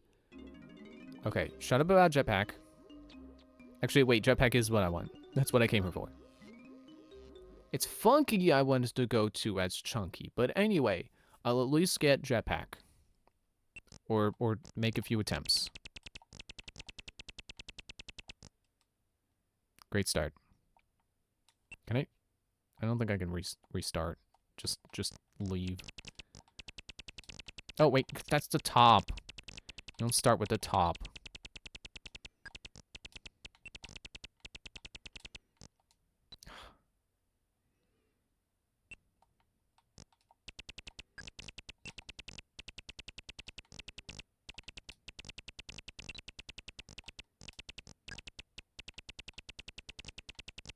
Oh, you know what? I think an easy way to do this, actually, is to farm points. Possibly. I don't want to do that. I feel like you do actually get more points by playing legitimately.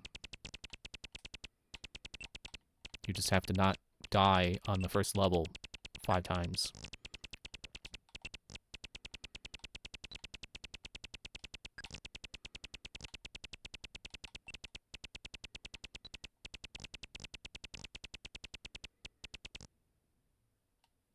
died getting in.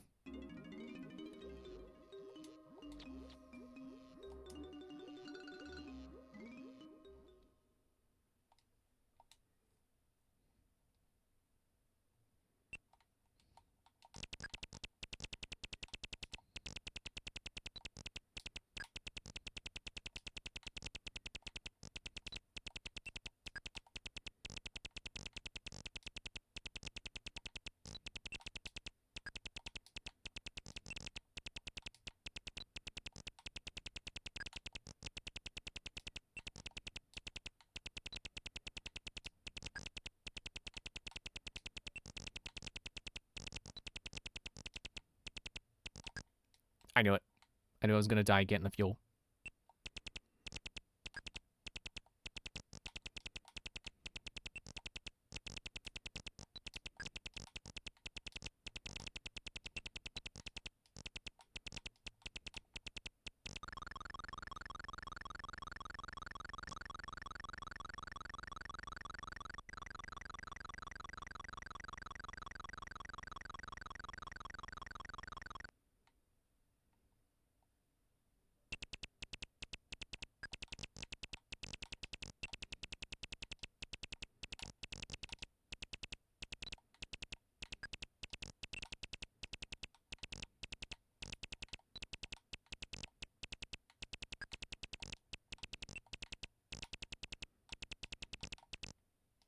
There's the rare coin. Oh, it's gone. There it is again. I thought I had to beat the high score.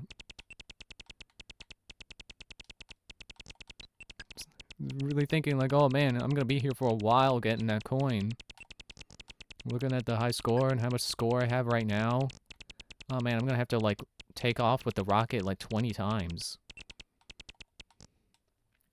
Rare coin collected.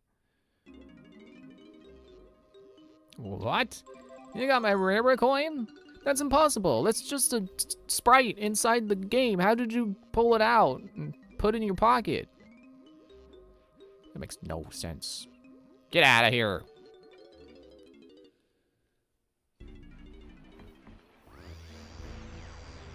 So that was easier than I thought it was gonna be. I also just remembered where Funky and Snide are, so let's just go there with our feet. Go there with our feet. So there's Funky, just gotta see. You got anything? You do. Yo, Chunky, hit me with 7 coins, and I'll upgrade your shooter. Give me the word, huh? Yes, the word is yes. Sniper. Now we can zoom. Wow. You Kongs are handling seriously cool shooters now. They've just gained a sniper mode so you can see and shoot farther. Enter aiming sight mode and press side to zoom in and other side again. Zoom out. Proceed slow mode. You always had slow mode, but I'm just reminding you. You totally cleaned me out. That's the last lot. This crazy monkey go knock some lizard heads.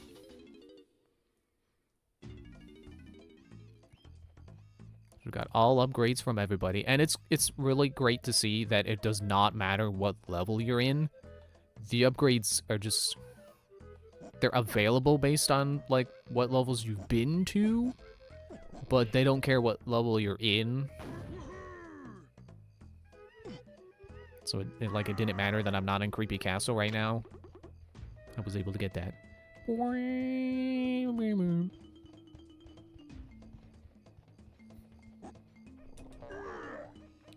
Did Chunky get any new blueprints?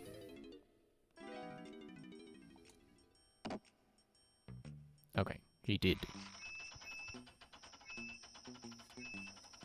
I'm just gonna have this play at full speed. I could speed this up, but I'm gonna let it. Just normal speed.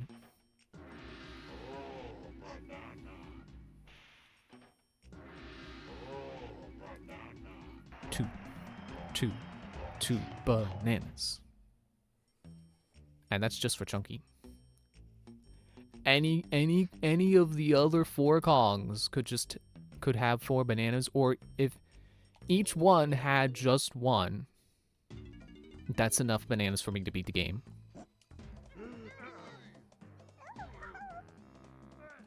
I don't know what I was thinking about. I was like, oh, does she have... Yes, they all have blueprints.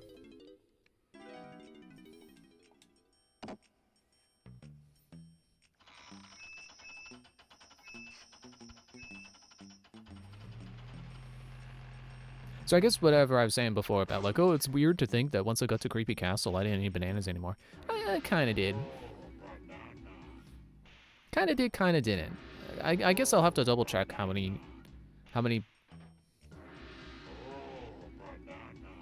that I got in Creepy Castle, because evidently we're gonna have extra. So I can go back to laughing if it turns out that all the bananas I collected in Creepy Castle don't mean anything. But I guess there's also like the 2 or 3 that I collected just trying to figure out if I can even get to Hideout Helm right now.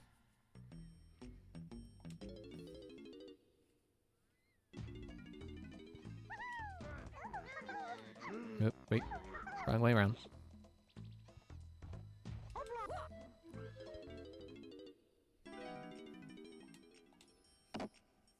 It's nice thinking about something, but I'm not gonna let that thought bubble fill up. I don't need to know. Just shut up and give me my bananas.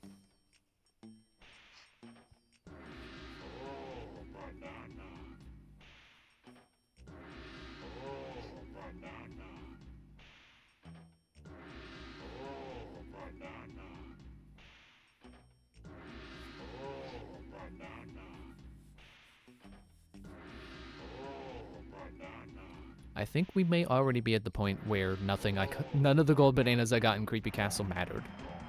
Yeah, 10.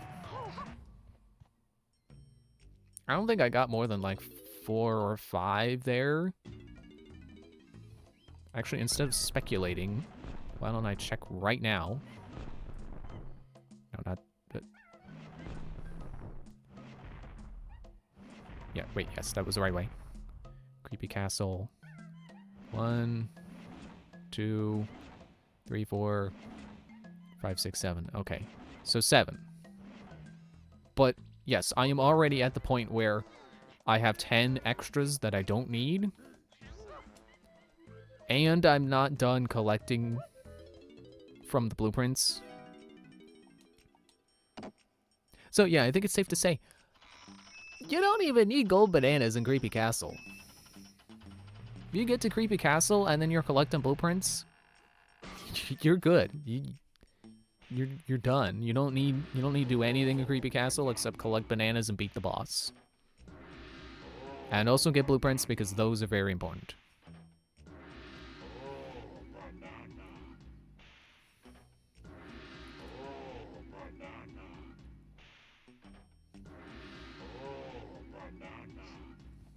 Hey, you know that one yellow fruit? Yeah, bananas. Yeah, that's what I was thinking of.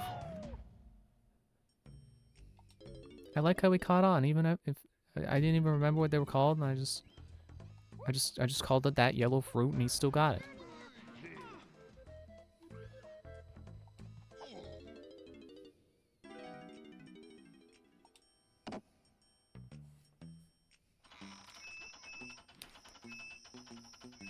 Hey, you know that thing that like all the well, I guess not all, but you know most yellow candies are flavored after?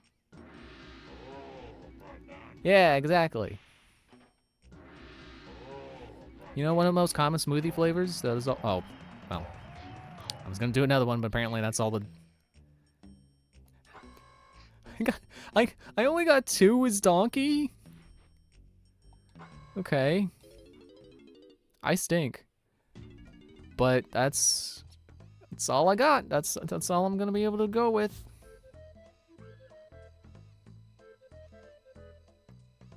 I don't need them. I don't need them. I don't need them. I don't need those bananas that are at the top of that tree. I'm just gonna go. I'm gonna go to actually, no. Not Hideout Home. Because I still need the Nintendo coin. Which means beating Donkey Kong twice.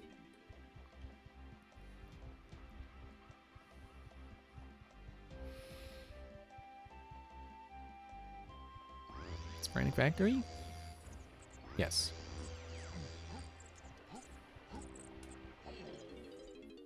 Whoa.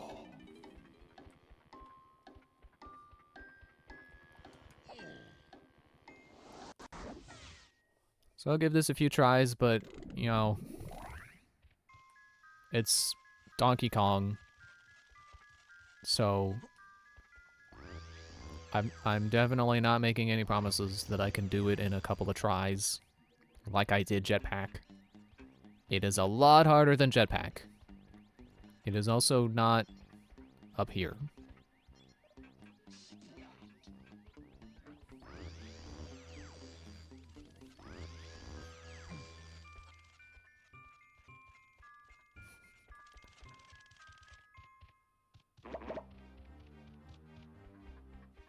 I can picture the room it's in, I just don't remember how to get there.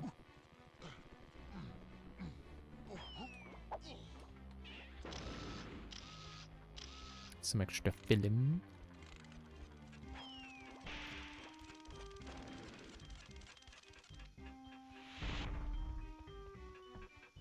You know, I think I just might give up on getting all the banana fairies.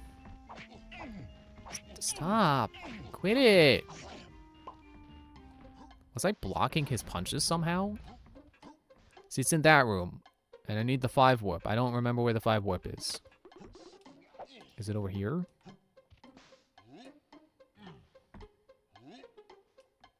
Well, you didn't grab the ledge.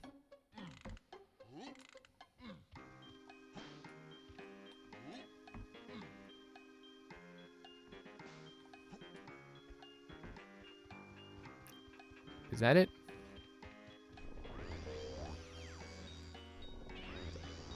Okay. But yeah, I just feel like maybe getting all the banana fairies. Like, I got the ones that I saw.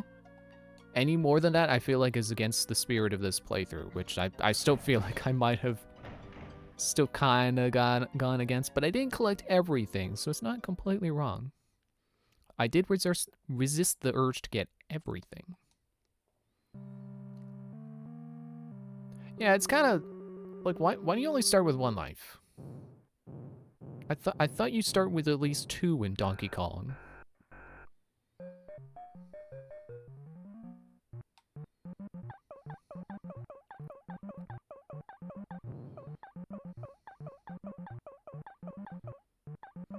When I was playing Jetpack, I was thinking, like, did you originally, like, whatever console this was originally on, was it played with a joystick? I'm always assuming, like, no, they didn't have joysticks back then, but like they did, and I know for a fact that arcade Donkey Kong played with a joystick. I know that because I played it.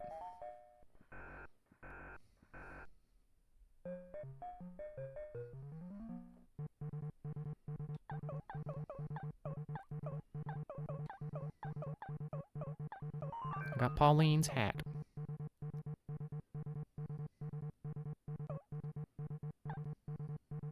Oh, okay. No. Leave me alone.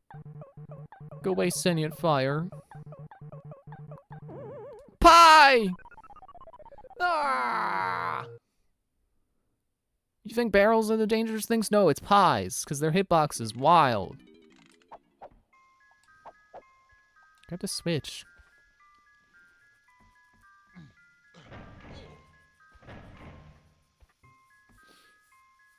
This is probably the most frustrating thing. Because every time you get 1 life, and every time you lose it, you've got to sit through the entire game over sequence, so you got to get kicked out of the game. I almost wonder if I'm, like, pressing the wrong button, and I'm supposed to have more than 1 life? Like, you know, like you're inserting more coins into the machine? Like, don't you get a life for every quarter you put in or something?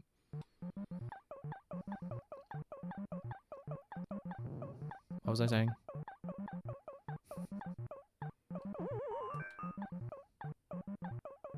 I was mad at the pie. Oh yeah, I was saying about, like, every time you lose, you gotta sit through the game over screen, you gotta get kicked out. So you gotta sit through the game over. And it kicks you out. And then you're not even facing the lever, so then you gotta face the lever again. And then you gotta pull the lever, you gotta wait for Donkey Kong to pull the lever. I remember Tim complaining about this. Because it's true. He's correct. I'm pressing other buttons. It didn't insert more coins.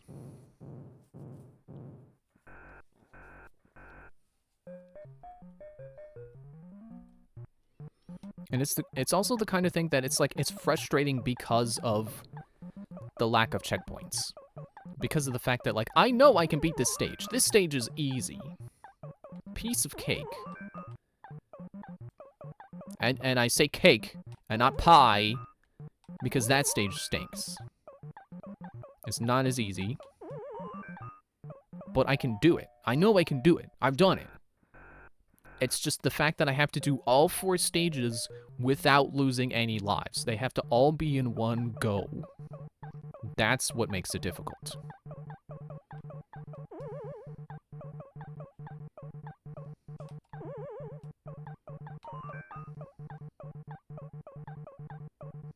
Oh, okay. Well, I'm safe from pies up here.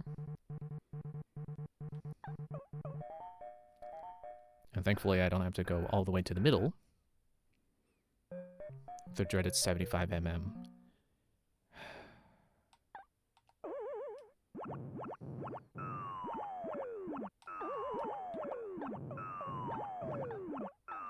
What? Why did you go that way? I was thinking about the springs and how do you... Like, is there a tell for what spring bounces on which arc? I almost want to open up the wiki and see if the wiki has, like, a strategy for beating 75 mm consistently.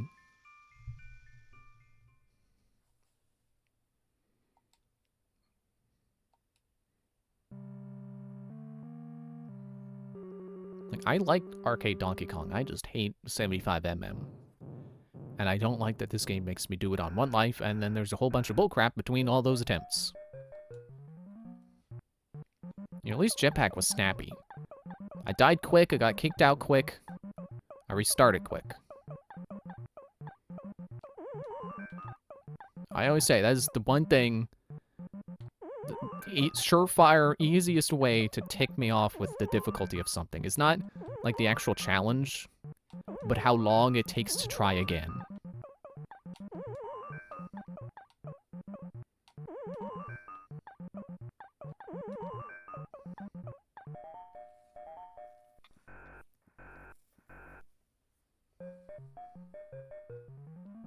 That's why I never really got into Dark Souls, because, like, it's not just like, oh, you died, you gotta try again. It's like when you die to a boss, you gotta go all the way back to the boss. And there's all the enemies and traps still there in the way. I mean, maybe not traps. I think traps usually stay triggered. Like if there's a boulder or something, I don't know. Whoa.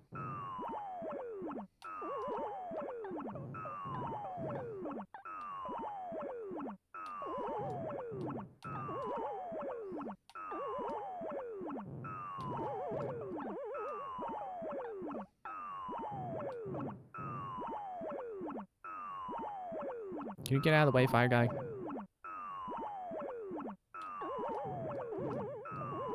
Just gotta go for it.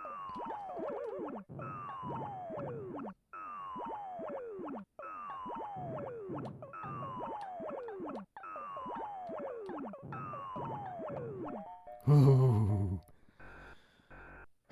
Okay. Okay, steady nerves. Steady hands. Breathe.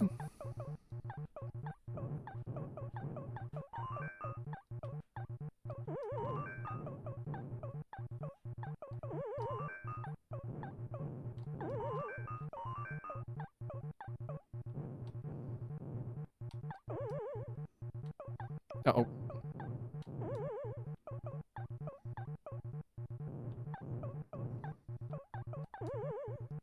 Do you hear that sound? That's not the sick bass line. That is my heart. There's so many of them.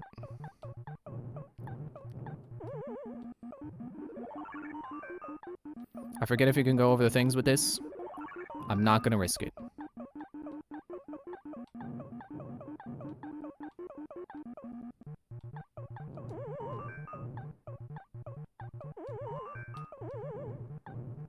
Uh-oh.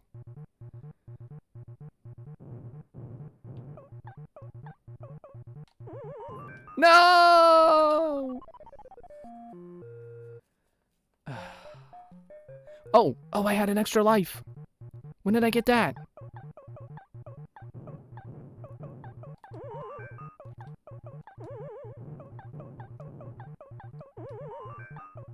I know Tim has a strategy for this. And I don't remember it. I think it's go for the top ones first. No!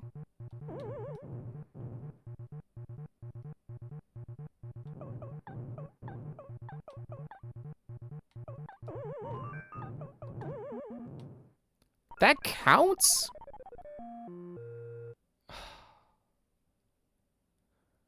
My soul is crushed. I think those are my high scores from other playthroughs.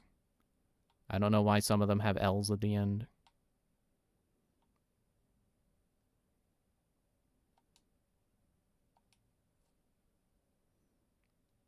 Yeah, the dreaded DK arcade machine.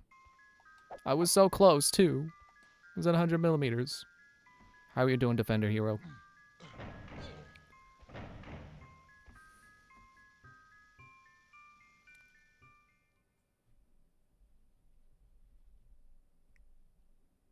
I wonder if I just happened to get enough points from... Hello? Okay, there we go. Wondering what I was waiting for. If I just happened to get another live from picking up Pauline's items. Like, if that just happened to give me enough score.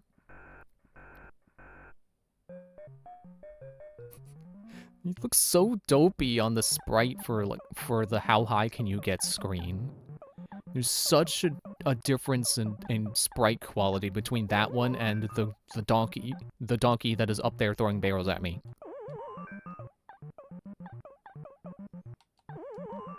Get it by getting get a 1-up by getting 10,000 points. Yeah, I don't even know how many points I got. Must have been 10,000. Oh, well, I'm almost halfway to a 1-up anyway, so cool. And those were 300 points. Okay. Just don't touch a pie and everything will be good. Oh, there's a fire guy over there, okay.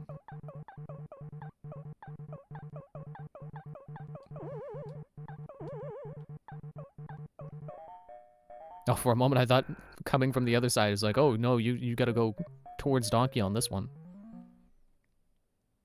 Stinking 75 mm. Shoot, the fire guy is up there. Okay.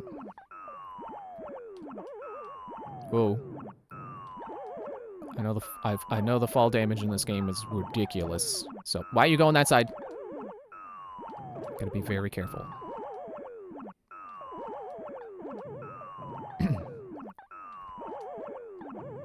Are you kidding me? And I would have had 2 lives on the next stage too.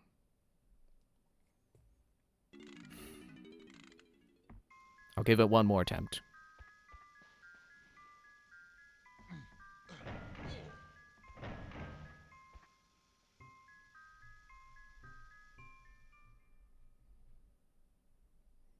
It might be worth getting this off screen. But I want to do it on screen. I want to prove I can do it without save states. I want to do it the old-fashioned way.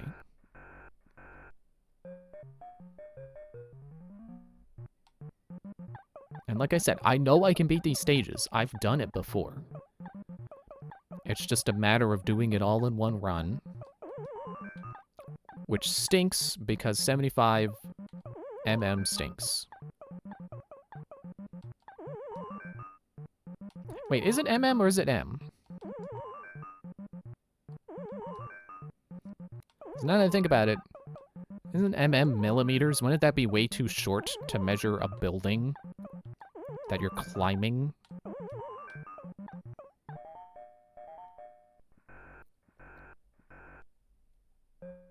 It is just 1 m.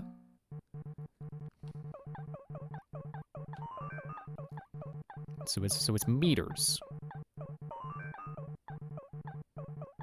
You can make a joke about like, oh, he's American, he doesn't know his measurements. It's like, I don't even know the measurements for where I live. I don't know any measurements. Imperial or whatever the other one is.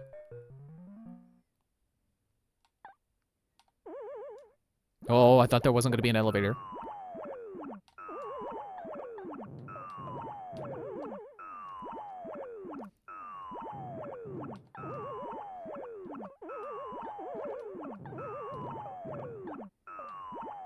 Fire guy.